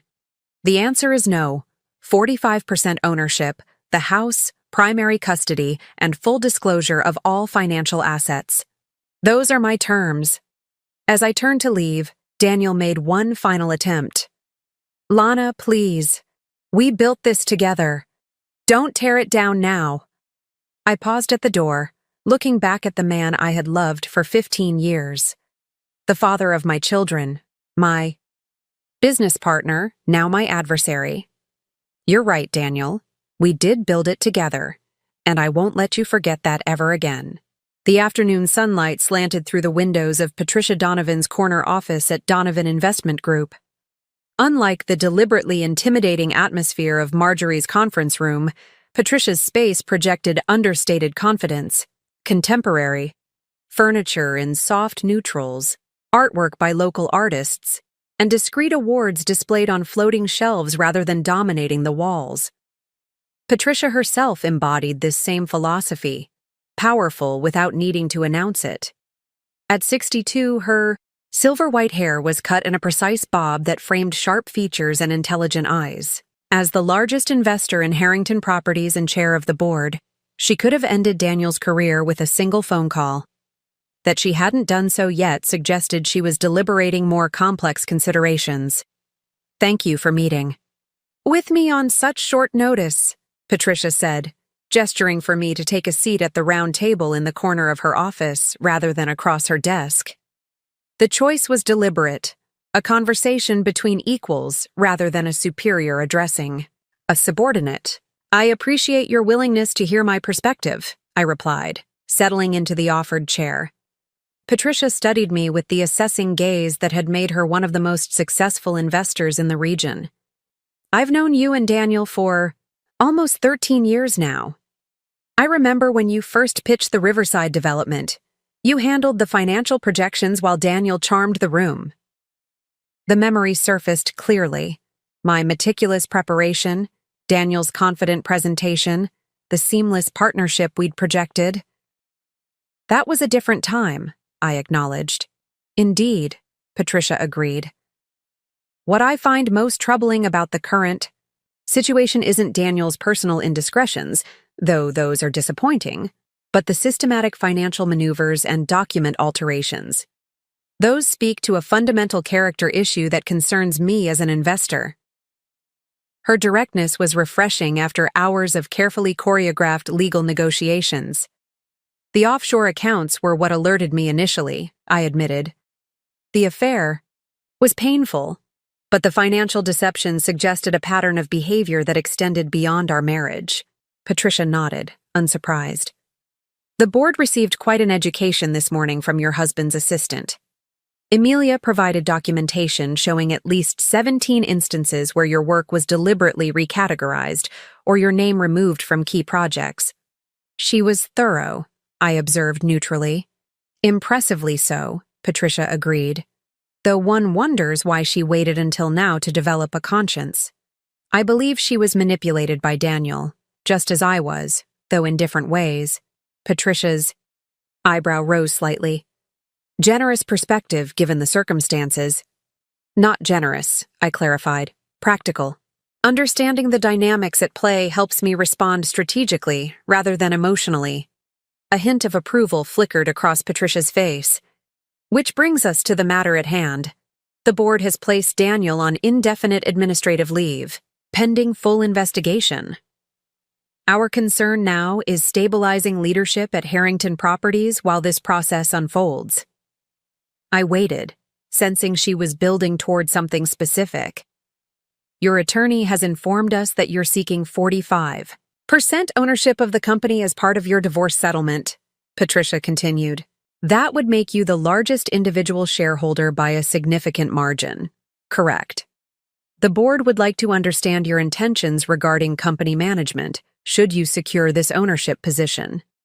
The question was direct, but complex, fundamentally asking whether I plan to use my potential ownership stake to exact revenge on Daniel or to benefit the company.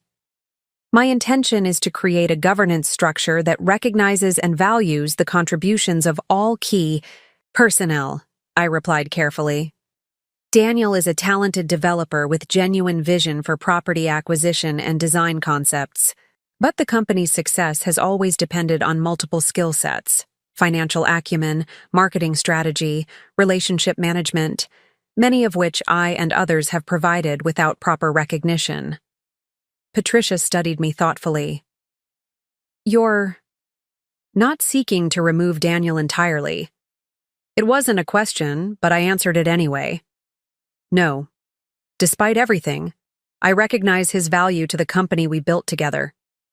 But I will insist on a leadership model that prevents any individual, including Daniel or myself, from having unilateral authority over company decisions. A reformed governance structure, Patricia summarized, with appropriate checks and balances, precisely. And if Daniel refuses to work within such constraints, then he'll need to find another venture to lead, I replied simply. Harrington Properties will continue without him. Patricia leaned back slightly, her expression revealing nothing. That's a significant shift from the company's founding vision. The company's founding vision included a genuine partnership, I countered. That reality was gradually eroded as Daniel consolidated power and minimized others' contributions. I'm proposing we return to our roots, not abandon them. After a moment's consideration, Patricia nodded once. The board is meeting tomorrow, at 9 to discuss interim leadership while the investigation proceeds. I'd like you to present this governance vision directly to the full board. The request caught me by surprise. You want me to present to the board before the divorce settlement is finalized? Current circumstances make waiting impractical, Patricia explained. We have projects in development that require immediate oversight. Daniel's situation has created a leadership vacuum that needs addressing regardless of how ownership percentages are ultimately resolved. Understanding dawned. You're considering appointing me to an interim leadership role. Patricia's slight smile confirmed my assessment. Your qualifications are unquestionable. You know the company intimately. And frankly, many of us have suspected for years that you were the steady hand behind Harrington Properties' most successful initiatives. The opportunity was unexpected, but aligned perfectly with my longer-term goals. I'll prepare a presentation for tomorrow's meeting. Excellent. Patricia rose, signaling our discussion was concluding. One more thing, Lana. The board values stability and clear vision. If you demonstrate those qualities in this transition period, your negotiating position regarding ownership percentage may strengthen considerably. The implication was clear. Prove my leadership capabilities now, and the board would support my claims in the divorce settlement. It was a strategic alliance being offered at precisely the right moment. As I left Patricia's office, I felt the first genuine surge of confidence since discovering Daniel's betrayal 3 months earlier.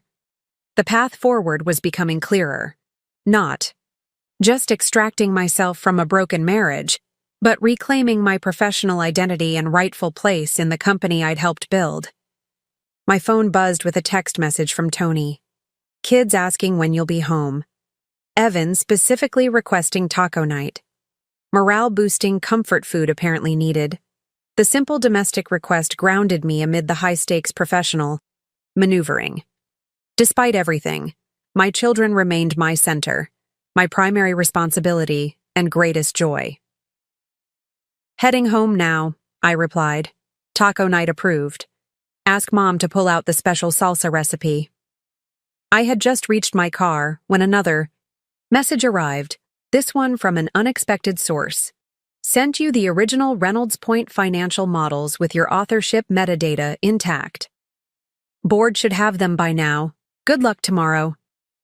Amelia, I paused, considering the complex evolution of Amelia from romantic rival to potential ally. Her motivations remained somewhat opaque. Genuine remorse, self-preservation, or perhaps a combination of both. But the practical result was additional ammunition for tomorrow's board presentation. As I drove home, I mentally outlined the governance structure I would propose. A model that distributed authority while maintaining operational efficiency. The presentation would need to balance assertiveness with diplomacy, acknowledge Daniel's contributions while establishing my own. For the first time in months, I felt something beyond anger or determination.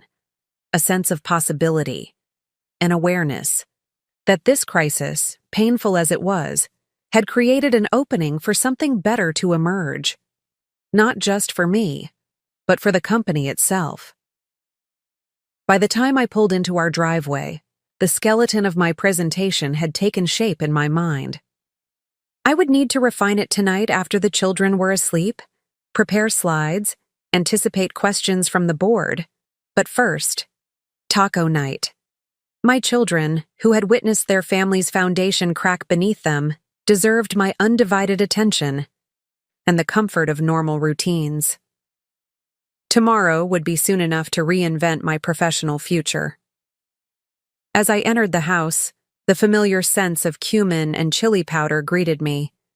In the kitchen, I found Evan carefully chopping tomatoes while Lillian mixed guacamole. My mother supervised, occasionally offering guidance, but mostly allowing them to manage the process themselves. "Mom's home," Evan announced, his earlier trauma temporarily shelved in favor of culinary focus. "I'm doing the pico de gallo, all by myself." "I can see that," I replied, dropping my briefcase and slipping off my heels. "It looks perfect."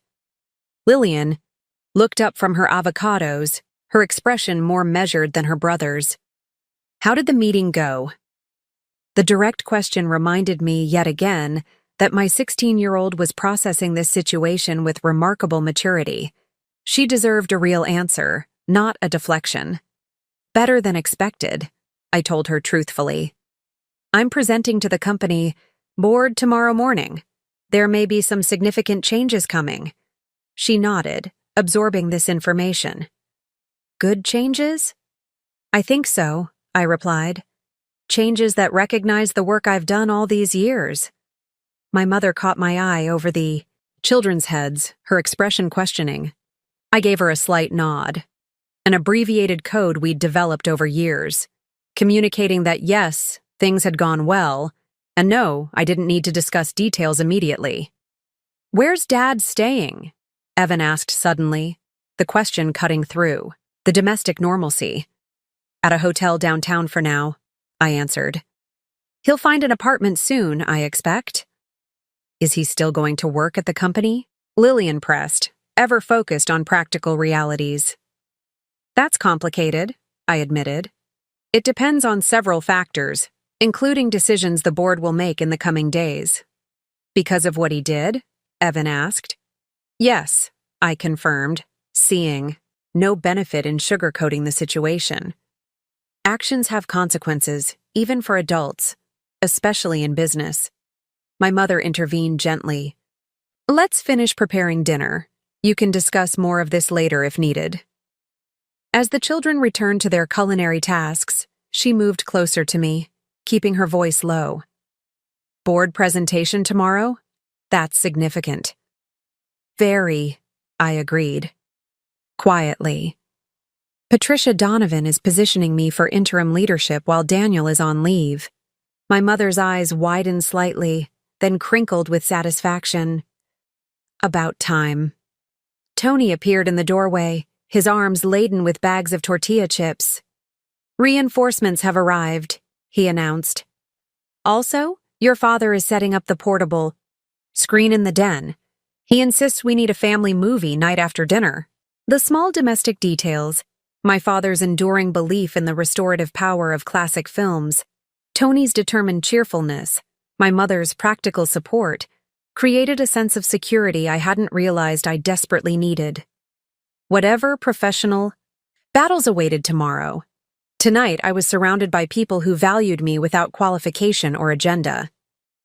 "Perfect," I said, rolling up my sleeves and washing my hands at the kitchen sink.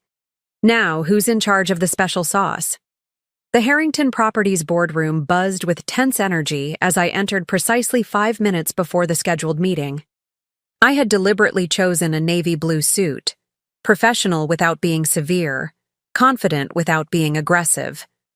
My mother's voice echoed in my mind.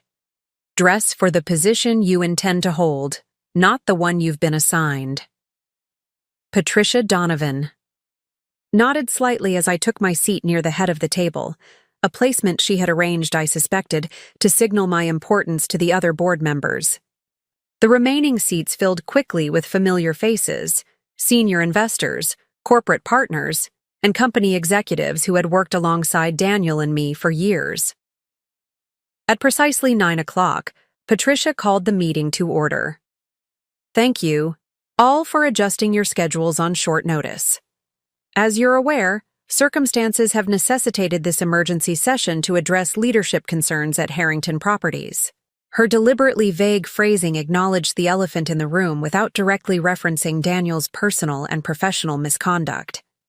The board members shifted uncomfortably, their expressions ranging from concerned to curious. Before we proceed, Patricia continued, I should inform you that Daniel Harrington has submitted a written statement to be read into the record. This was unexpected. My grip tightened slightly on my portfolio as Patricia's assistant distributed copies of a single-page document. Mr. Harrington regrets he cannot attend in person, Patricia explained, though her tone suggested she found his absence convenient rather than unfortunate. His attorney advised against personal appearance while certain matters are under investigation. She began reading Daniel's statement aloud.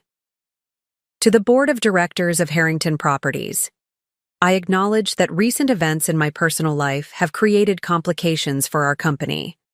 While I maintain that many of the allegations regarding financial improprieties are exaggerated, I recognize that a thorough investigation is appropriate. In the interim, I voluntarily extend my administrative leave for a period of 90 days to allow operations to continue without disruption.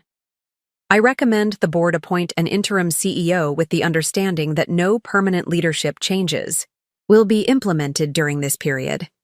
Patricia paused, letting the carefully worded non-apology hang in the air before continuing. I have dedicated 15 years to building Harrington Properties into an industry leader. I ask the board to consider this legacy when making decisions about the company's future. Respectfully, Daniel Harrington. The statement was quintessentially Daniel, superficially reasonable, while strategically positioning himself for eventual return. The 90-day timeline was calculated to outlast the immediate scandal while preventing permanent restructuring. Comments? Patricia asked the room. Richard Blackwell, our longest-serving board member and a conservative voice in company governance, spoke first. Daniel's personal issues aside, there are serious questions about financial management that must be addressed. The preliminary audit has identified concerning patterns, including systematic misattribution of work product, added Margaret Chen, another senior board member. The documentation provided by Ms. Martinez raises significant concerns about intellectual property and corporate records. Which brings us to the matter at hand, Patricia said smoothly, transitioning to the main agenda. Leadership during this investigation period and potentially beyond. Mrs. Harrington has been invited to present a governance vision for the company moving forward. All eyes turned to me. The moment I had prepared for had arrived, not just a presentation on corporate structure, but a fundamental reclaiming of my professional identity and contribution. I stood, moving to the front of the room with measured confidence. Thank you, Patricia. Before I outline the proposed governance model, I believe context is important.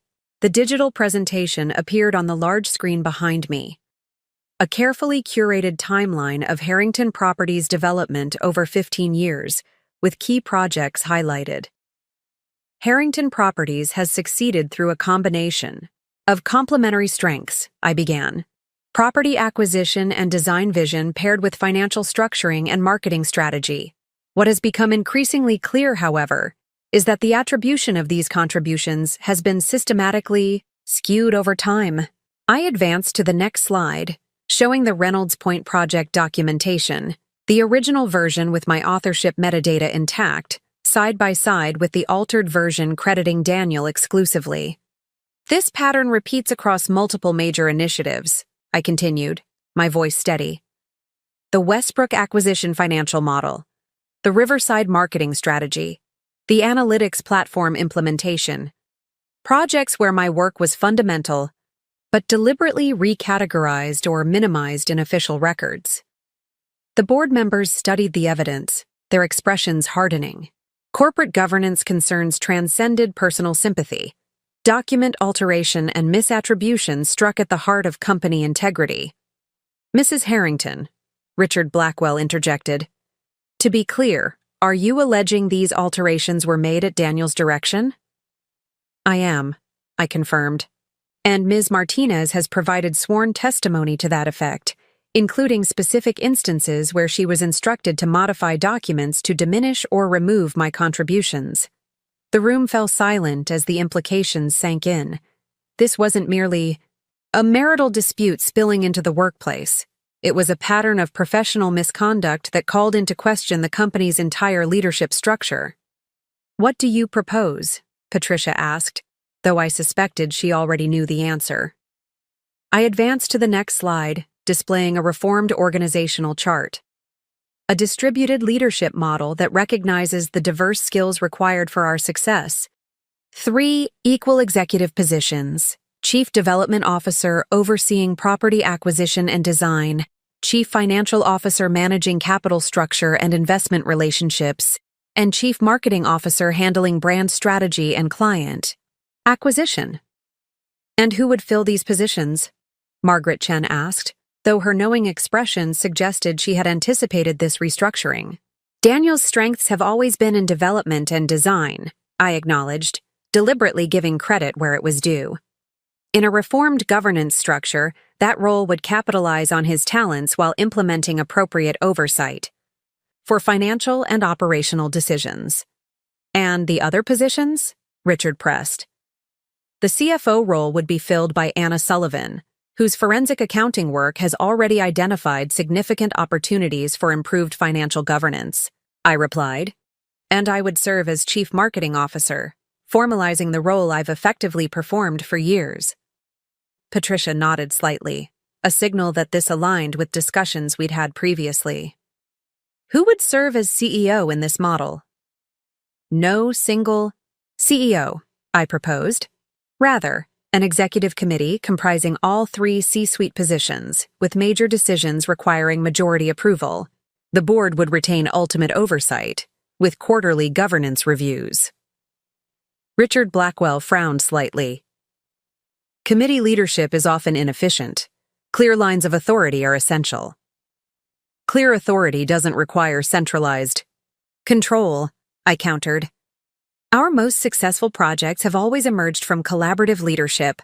We're simply formalizing that approach while implementing safeguards against the type of unilateral decision-making that created our current situation. For the next 30 minutes, I fielded questions from the board, addressing concerns about operational efficiency, client relationships, and transition management. The skepticism I'd anticipated gradually gave way to cautious support as the practical benefits of the model became apparent. This seems a sensible interim approach, Patricia concluded as the discussion wound down. The question remains whether Daniel will accept this restructuring, given his statement's emphasis on temporary arrangements. I met her gaze directly. Daniel's acceptance is obviously preferable but not essential. My divorce settlement will include a minimum 45% ownership stake in Harrington Properties. Combined with the board's fiduciary oversight, that provides sufficient authority to implement this governance model regardless of his personal preferences. Richard Blackwell raised an eyebrow. That's quite assertive, Mrs. Harrington. It's realistic, I corrected gently. Daniel created this situation through systematic deception, both personal and professional. The company's stability can't remain contingent on his willingness to acknowledge these realities. A murmur of agreement rippled through the room. Patricia allowed it to settle before speaking. I believe we have sufficient information to make an initial determination, she announced. I move that we formally appoint Lana Harrington as Interim Chief Marketing Officer and Executive Committee Chair, effective immediately, with full authority to implement the proposed governance structure pending final resolution of ownership. Percentages. Seconded, Margaret Chen said promptly. All in favor? Patricia asked. The response was unanimous, 12 hands raised without hesitation. Motion carried, Patricia declared. Congratulations, Lana. The board places its confidence in your leadership during this transition period. As the meeting concluded and board members offered individual congratulations, I maintained my professional composure. But beneath it, a profound sense of vindication unfurled, not merely for the professional recognition, but for the fundamental acknowledgement of my worth and contribution.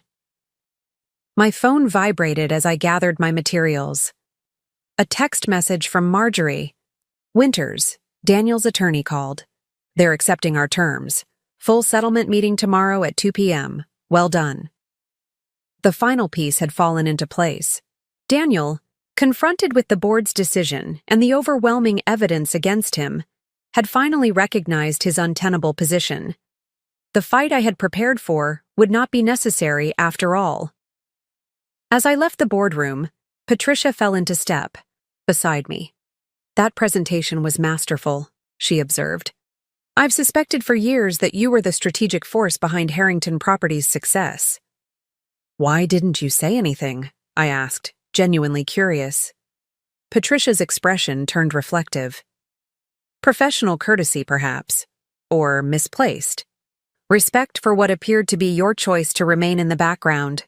She paused. I regret that now.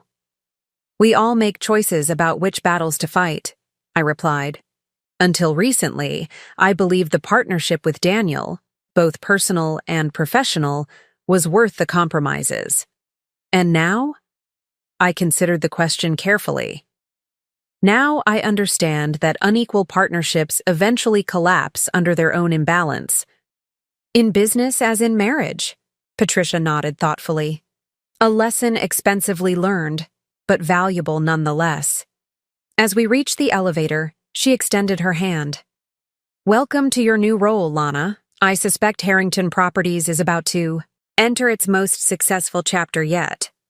I accepted her handshake, the gesture sealing not just a professional appointment, but a fundamental reclamation of identity. Thank you. Though I suspect the company name may need reconsideration in the near future. Patricia smiled slightly. Aurora Properties has a certain ring to it, doesn't it?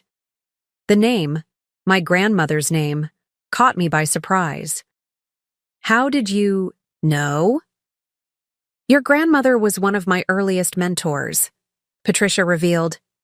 When Daniel first approached our investment firm 15 years ago, it was the Thompson connection that got him through the door. Aurora would be proud to see her granddaughter finally taking her rightful place. The unexpected connection completed a circle I hadn't realized existed. As the elevator doors closed, I felt the weight of the past 3 months, the shock, the anger, the calculated planning, begin to lift.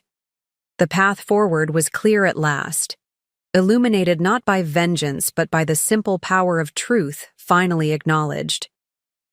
The house was quiet when I returned home, the temporary calm created by a school. Day in progress and my parents taking advantage of the respite to run errands. I had deliberately taken the day off, recognizing that the board meeting and impending settlement would require my full focus. I moved through the familiar rooms with a strange sense of detachment, noticing details I'd overlooked during the heightened emotion of the past few days. The family photographs along the staircase, charting our evolution from newlyweds to a family of 4. The small chip in the marble countertop from when Evan had dropped a cast-iron pan last Thanksgiving. The subtle indentation in Daniel's office chair from years of his particular posture.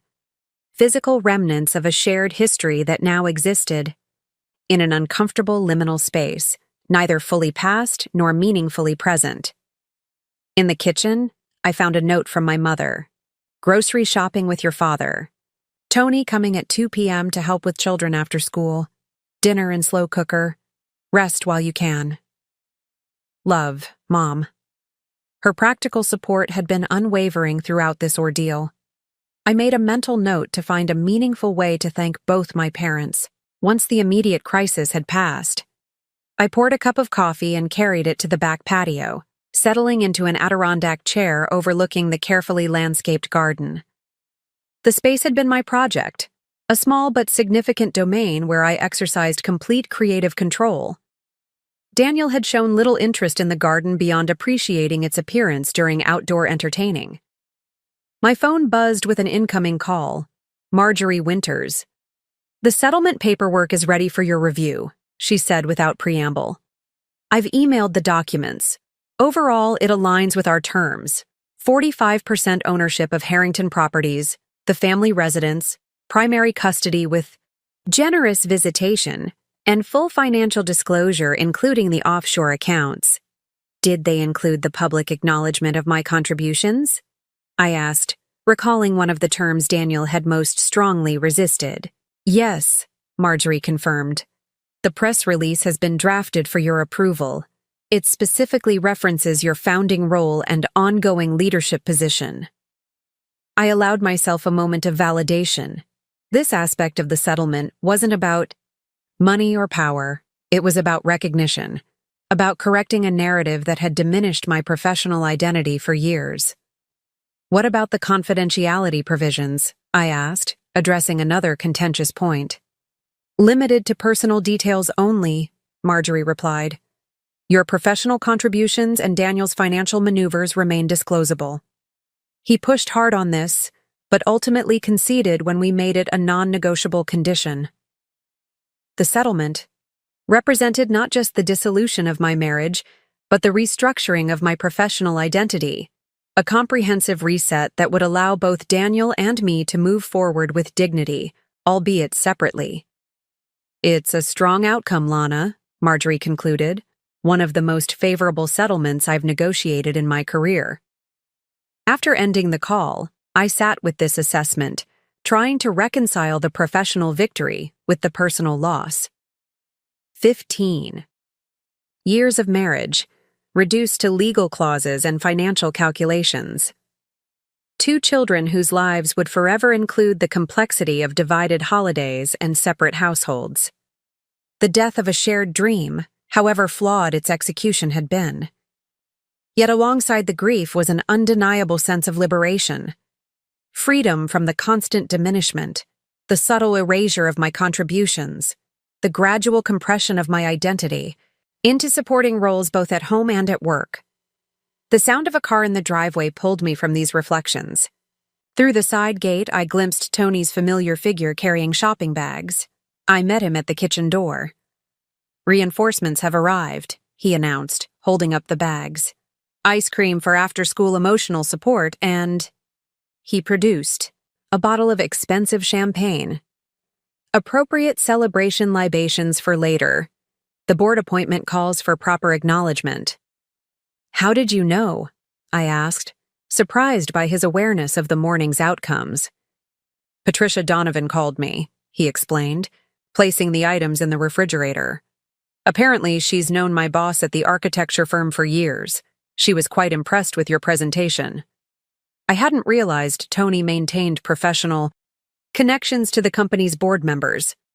"What did she say exactly?" "That you demonstrated exceptional leadership under difficult circumstances," he quoted. "And that Daniel was a fool to underestimate you all these years." The validation from Patricia, an industry leader I had long admired, carried particular weight. "She mentioned knowing my grandmother," I shared. "Called her a mentor." Tony's eyebrows rose in surprise. "Aurora Thompson was connected to Patricia Donovan? That's quite a revelation." "Apparently, it's why Daniel got his foot in the door 15 years ago," I said, the irony not lost on me. "My family connections opened the path he later claimed to have forged alone." "Classic Danny," Tony remarked, though without his usual sardonic edge, always carefully editing the narrative to center himself. We moved to the living room, the conversation shifting to practical matters, the children's responses to recent events, logistics for the coming weeks, the impending settlement meeting.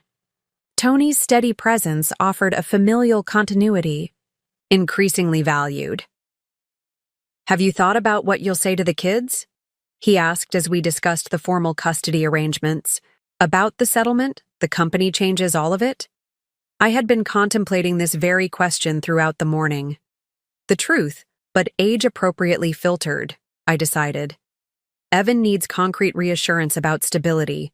where he'll live, when he'll see Daniel, how daily routines will continue. Lillian will want more detailed understanding of the professional aspects, the company restructuring, my new role. And about Amelia? Tony pressed gently.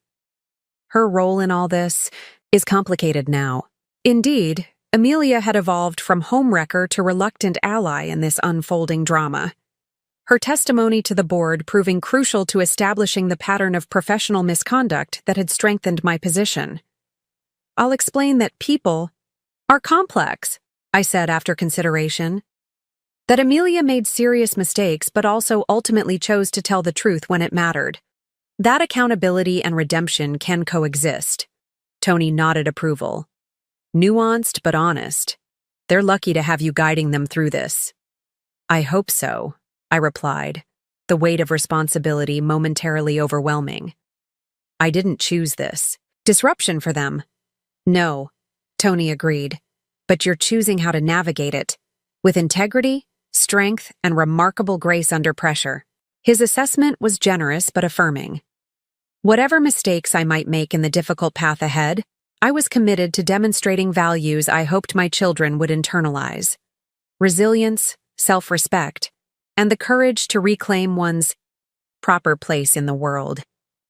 The afternoon light shifted as we talked, shadows lengthening across the living room floor. Soon the children would return from school, and I would begin the delicate process of explaining their new reality. A mother with expanded professional authority, a father living separately but remaining present in their lives, a family reconfigured, but not diminished. What happens after tomorrow's settlement? Tony asked, voicing the question that had been lingering at the edges of my consciousness. With Daniel, I mean. Can you work together after everything that's happened? It was the most challenging aspect of the path forward, maintaining professional collaboration with the man who had betrayed me so comprehensively. The distributed leadership model I'd proposed to the board would require ongoing interaction, civil communication, mutual respect for distinct areas of expertise. We'll have to, I said simply. The alternative is dismantling the company we built together, which serves no one's interests, not ours, not the employees, not the investors. That's remarkably pragmatic, Tony observed. Not many people could separate personal betrayal from professional necessity so effectively. It's not separation, I corrected.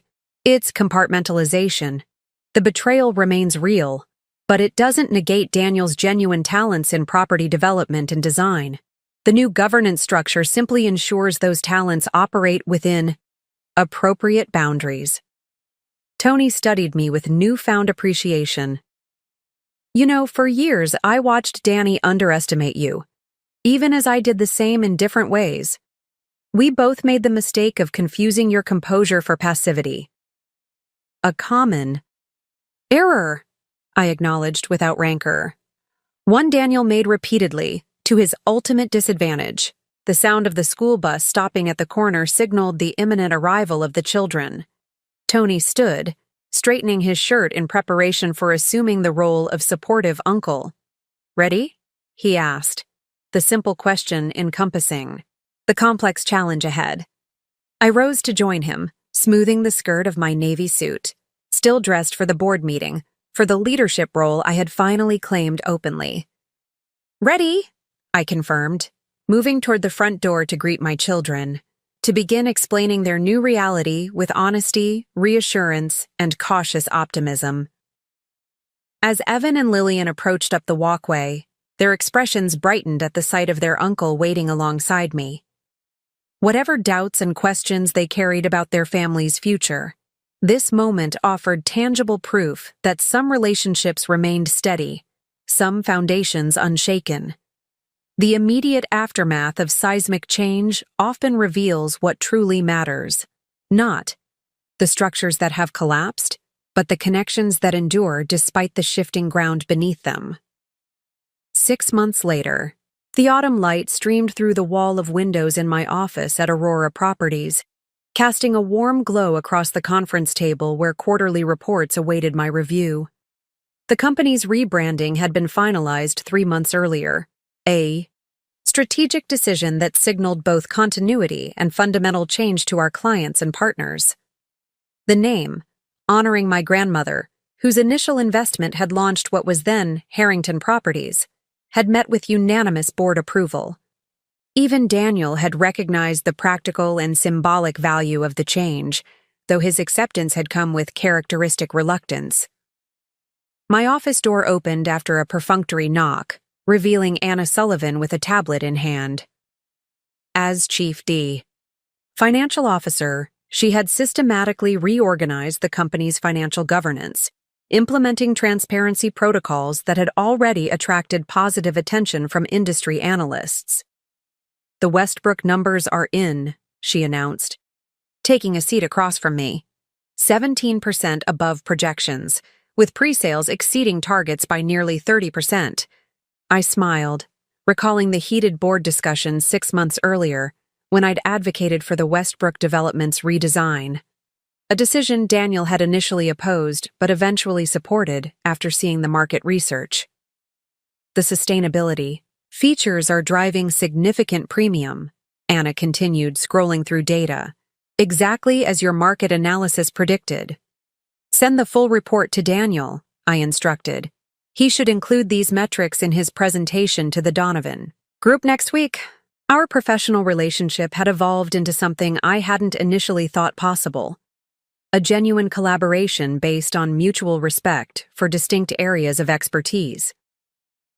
Daniel's talent for property development and architectural vision complemented my marketing strategy and financial acumen. The distributed leadership model had turned potential conflict into productive tension. "Already done," Anna confirmed. "He actually called this morning to discuss integrating similar features into the Riverside expansion." This voluntary consultation represented significant growth from the Daniel who had once systematically erased my contributions. Whether motivated by genuine personal evolution or simple pragmatic adaptation to new power dynamics, the change benefited everyone involved. "The quarterly board presentation is finalized," Anna added, changing topics. "Patricia asked if you'd review the executive summary before tomorrow's meeting." "Of course," I agreed, accepting the tablet she passed across the table. "How are things with Tony, by the way? He mentioned you were considering a weekend in Vermont." Anna's professional demeanor softened slightly. "The fall foliage trip? Yes, we've booked a cabin for Columbus Day weekend, assuming the Hayes project timeline holds." The rekindled relationship between Anna and Tony had developed gradually over the past months, an unexpected positive outcome of the upheaval that had restructured both my personal and professional lives. They approached their reconnection with the caution of people who recognized past mistakes and were determined to avoid repeating them. "The construction timeline is solid," I assured her. Tony's architecture team delivered the revised plans ahead of schedule. Our conversation shifted to operational matters, upcoming project milestones, marketing initiatives, investment opportunities. The rhythms of corporate leadership had become comfortably familiar, my authority no longer tentative or hidden behind Daniel's more visible presence. "Oh," Anna said as she prepared to leave, "Amelia sent over the charity gala materials for your approval. The Foundation's first public event is generating significant interest. The Aurora Foundation, focused on supporting women in commercial real estate through mentorship, education, and networking opportunities, had been my first initiative after the company rebranding. Amelia, in an unexpected career pivot, had requested to lead the Foundation's development. Her transition from executive assistant to foundation director represented her own journey of professional redefinition, one I had supported after considerable reflection. Her skills in organization and relationship management served the foundation well, while her personal experience with workplace power dynamics informed our mentorship programs. "I'll review them this afternoon," I promised, making a note in my calendar. After Anna departed, I allowed myself a moment of reflection, comparing my current professional reality with where I had been 6 months earlier. The contrast was stark. from systematically diminished partner to executive committee chair, from behind-the-scenes strategist to public leader, from unacknowledged contributor to recognized industry voice. The personal transformation had been equally profound. My phone chimed with a text message from Lillian. Finished early at photography club. Can I come to your office? Want to show you my portfolio for the NYU application. I smiled at my daughter's enthusiasm. At 17, she was already developing a sophisticated visual aesthetic, her photography gaining recognition beyond typical high school accomplishments. Her college applications focused on prestigious arts programs, a path Daniel and I both supported, though from different perspectives. Absolutely. I'll tell reception to expect you. Bring the portfolio and we can review it over late lunch. The easy communication with my children had been hard-won through months of careful navigation. The initial shock and anger they'd felt toward their father had gradually mellowed into a complex but functional relationship. Daniel's commitment to regular visitation and genuine involvement in their lives had helped stabilize the new family configuration. For Evan, now 14, adjustment had come through immersion in baseball and the structured routine we maintained between households. For Lillian, processing had involved deeper conversations about relationships, power dynamics, and professional identity, discussions that sometimes left me marveling at her emotional intelligence. A knock at my door announced the arrival of Margaret Chen, our newly appointed Director of International Development. The Singapore investors are confirmed for next Thursday, she reported. They're particularly interested in our sustainability initiatives. Excellent, I replied. Let's arrange for Daniel to join that meeting as well. His design vision for integrating environmental features will resonate with their priorities. Margaret nodded, making notes. Will you be leading the presentation? Or shall I prepare Daniel to take point? The question would have been unthinkable in the company's previous incarnation, where Daniel automatically claimed center stage regardless of subject matter. Now, leadership roles shifted according to expertise and strategic considerations. We'll co-present, I decided. Daniel on design concepts, you on regional adaptation, and I'll handle investment structure and returns projection. As Margaret departed, Patricia Donovan appeared in my doorway. As board chair, her continuing support had been instrumental in stabilizing the company through its transition. Do you have a moment? She asked, though her entry suggested she assumed an affirmative response. Of course, I replied, gesturing toward the sitting area by the windows, a deliberate departure from the imposing desk setup Daniel had preferred for meetings. Patricia settled into an armchair, studying me with her characteristic directness. The transformation of this company over the past 6 months has exceeded even my optimistic projections. Thank you, I acknowledged. The team has embraced the new structure remarkably well. Including Daniel, she observed. I'll admit I had doubts about his ability to function effectively in a distributed leadership model. I nodded, acknowledging the validity of her concern. Daniel's talents are genuine. They were simply overshadowed by his need for absolute control, dynamic that ultimately served no one well, including himself. And personally? Patricia asked, her tone softening slightly. How are you navigating that aspect? The question was unusually direct, even for Patricia. I considered my response carefully. Compartmentalization remains essential, I admitted. There are moments when professional interaction requires me to set aside the personal betrayal. But the clearly defined boundaries of our new relationship actually make that easier than the previous blurring of roles. Patricia nodded thoughtfully. Aurora would be proud of how you've handled this transition.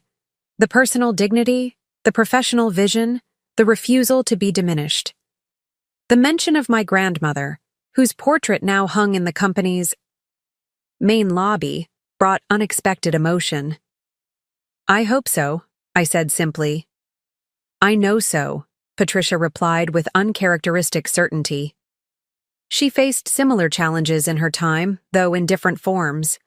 The fundamental dynamic hasn't changed much. women expected to contribute without corresponding recognition or authority. Until they refused to accept those terms any longer, I completed the thought. Precisely, Patricia agreed, rising to leave. The quarterly numbers are impressive, by the way. The board will be pleased tomorrow.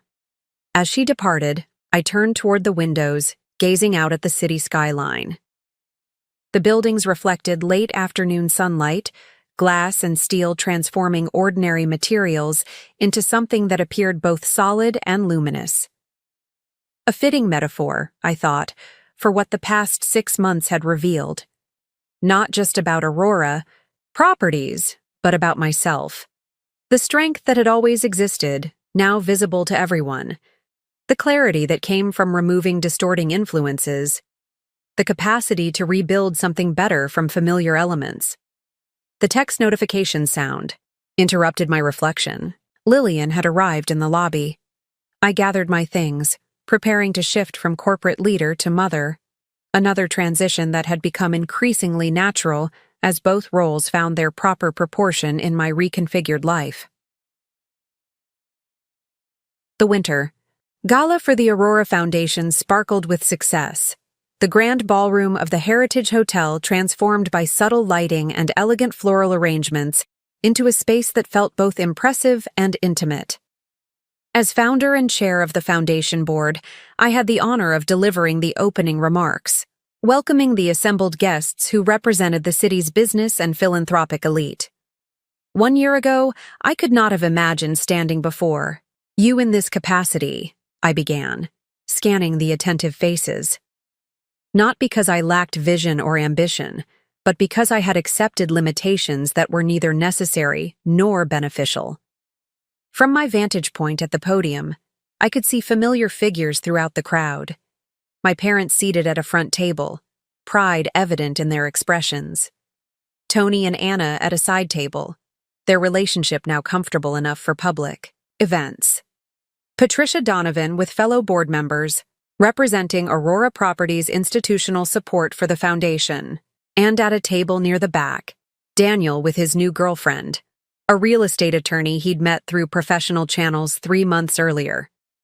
Her presence might have seemed awkward to observers unfamiliar with our evolved relationship, but the invitation had been genuine on my part and accepted with appropriate consideration on his. The Aurora Foundation exists to ensure that talented women in commercial real estate receive the mentorship, resources, and recognition their contributions deserve, I continued.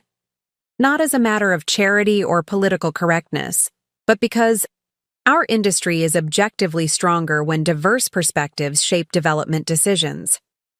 As I outlined the foundation's accomplishments in its first 6 months, mentorship programs established, educational scholarships awarded, networking, initiatives launched, I felt a profound sense of alignment between personal experience and professional purpose. My own journey from diminishment to recognition had created both the impetus and the blueprint for helping others navigate similar paths. I'd like to recognize Emilia Martinez, our foundation director, whose organizational brilliance and relationship management skills have transformed vision into concrete programs with remarkable efficiency. Emilia rose briefly from her seat at the staff table, accepting the applause with professional dignity. Our working relationship had evolved into something neither of us could have anticipated during that confrontational family dinner a year earlier. Not friendship exactly, but a productive alliance built on mutual respect and shared commitment to the foundation's mission. And finally, I want to acknowledge the continued support of Aurora Properties, including from my co-executive Daniel Harrington, whose commitment to the foundation's work demonstrates that professional excellence and social responsibility can and should coexist. Daniel nodded slightly in acknowledgement, his expression reflecting the complex evolution of our relationship. Former spouses who had found a workable professional partnership after the painful dissolution of their personal bond. As I concluded my remarks and moved into the audience to mingle with donors and participants, Lillian appeared at my side, elegant in the midnight blue dress we'd selected together for her first formal foundation event. That was perfect, Mom, she said, squeezing my arm gently.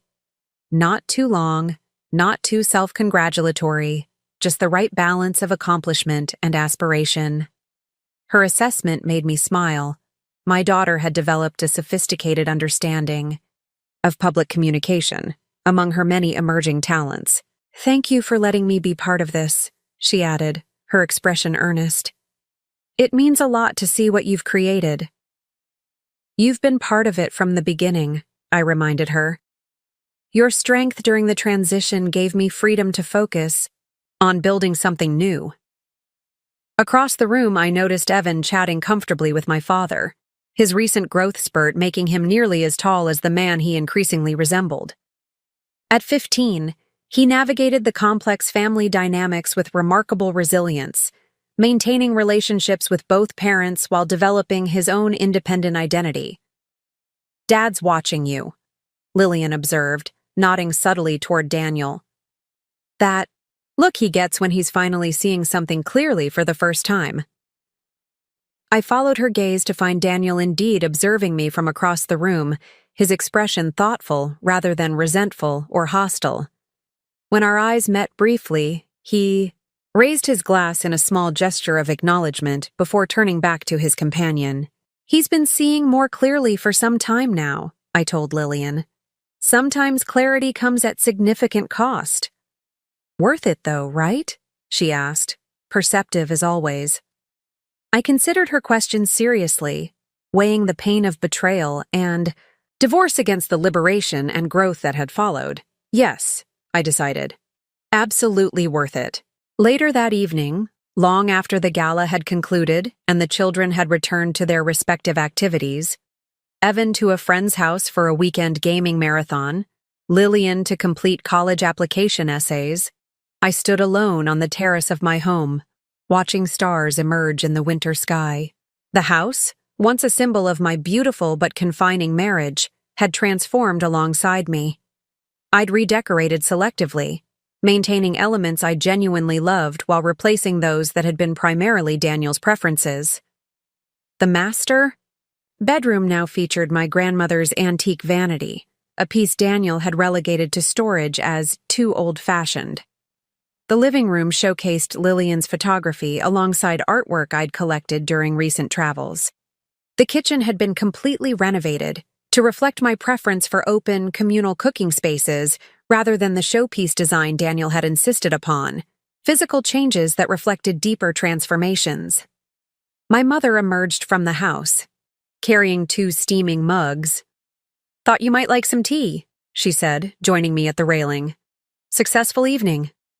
I accepted the offered mug gratefully. Beyond expectations? The foundation secured enough funding for the next 2 years of programming. I wasn't referring only to the fundraising, she clarified. The woman who stood at that podium tonight was fully herself, powerful not despite her experiences, but because of them. Her assessment resonated with my own reflections. The journey wasn't one I would have chosen, I acknowledged, but the destination has proven worthwhile. That's the paradox, isn't it? My mother mused. Some prisons we only recognize after we've escaped them. We stood in companionable silence, sipping tea and watching the night deepen. From inside came the faint sounds of my father discussing literature with Lillian, their voices rising and falling in the familiar rhythm of friendly intellectual debate. When I found the hotel receipt, I said after a while, my first instinct was to preserve what I had, the marriage, the family structure, the professional partnership. It took time to realize I was fighting to maintain a cage with a better view. My mother nodded understanding. The most insidious constraints are those we mistake for protection. Or worse, I added, those we mistake for love. The sapphire earrings that had catalyzed the confrontation now rested in Lillian's jewelry box, a 16th birthday gift I'd given her with the story of their journey, transformed from symbols of betrayal to emblems of reclamation and renewal. What matters, my mother said simply, is that you found your way to freedom. Not just escape, I reflected, but genuine liberation, from diminishment, from erasure, from the subtle daily compromises that had gradually narrowed my existence. Freedom that had enabled not just personal healing, but the creation of something meaningful, a foundation that would help other women navigate paths to their own professional recognition and personal empowerment. The cage door was open, and I had finally flown through. Before we end this journey together, I want to speak directly to you, yes, you, who has listened to my story from that shocking family dinner to the freedom I finally claimed. Perhaps you found yourself nodding in recognition at certain moments. The subtle ways your contributions have been minimized, the gradual erosion of your confidence, the growing gap between who you are and who you've allowed yourself to become to maintain peace, to support someone else's ego, to preserve a relationship or professional situation that no longer serves your growth. I want you to know this. Recognition of your cage is the first step toward freedom. It took a diamond bracelet, or in my case, sapphire earrings, on another woman's ears to fully awaken me to what I had accepted for far too long. Your catalyst might be different. Less dramatic, perhaps. A passed-over promotion. A partner who consistently takes credit for your ideas. A relationship where your needs are perpetually secondary. Whatever form it takes, that moment of clarity is precious. Don't dismiss it as paranoia or overreaction. Trust your perception. When I installed those hidden cameras, I wasn't just gathering evidence of infidelity. I was reclaiming my right to know the truth, to make decisions based on reality, rather than carefully curated illusions. The most important surveillance, however, wasn't of Daniel. It was of myself. Watching my own reactions, noticing my instinct to minimize, to accommodate, to preserve a status quo that fundamentally devalued me. Recognizing patterns I had accepted as normal that were anything but. My transformation wasn't accomplished in a single dramatic confrontation, satisfying as that dinner scene might have been to witness. It unfolded in countless small moments of choosing differently, speaking up rather than staying silent, claiming credit rather than deflecting recognition, setting boundaries rather than maintaining artificial peace. If you take nothing else from my story, take this. Your worth is not determined by someone else's capacity to recognize it. Your contributions don't become less valuable when they're attributed to another. Your voice doesn't become less powerful when others try to silence it. But it is up to you to recognize that worth, document those contributions, and amplify that voice. First for yourself, and then for the world. The life awaiting you beyond, whatever cage you currently inhabit, whether in a relationship, a workplace, or simply your own limited self-perception, is worth the difficult journey to reach it. The door is already unlocked. It always was. You simply need to walk through. Up next, you've got 2 more standout stories right on your screen. If this one hit the mark, you won't want to pass these up. Just click and check them out. And don't forget to subscribe and turn on the notification bell so you don't miss any upload from us.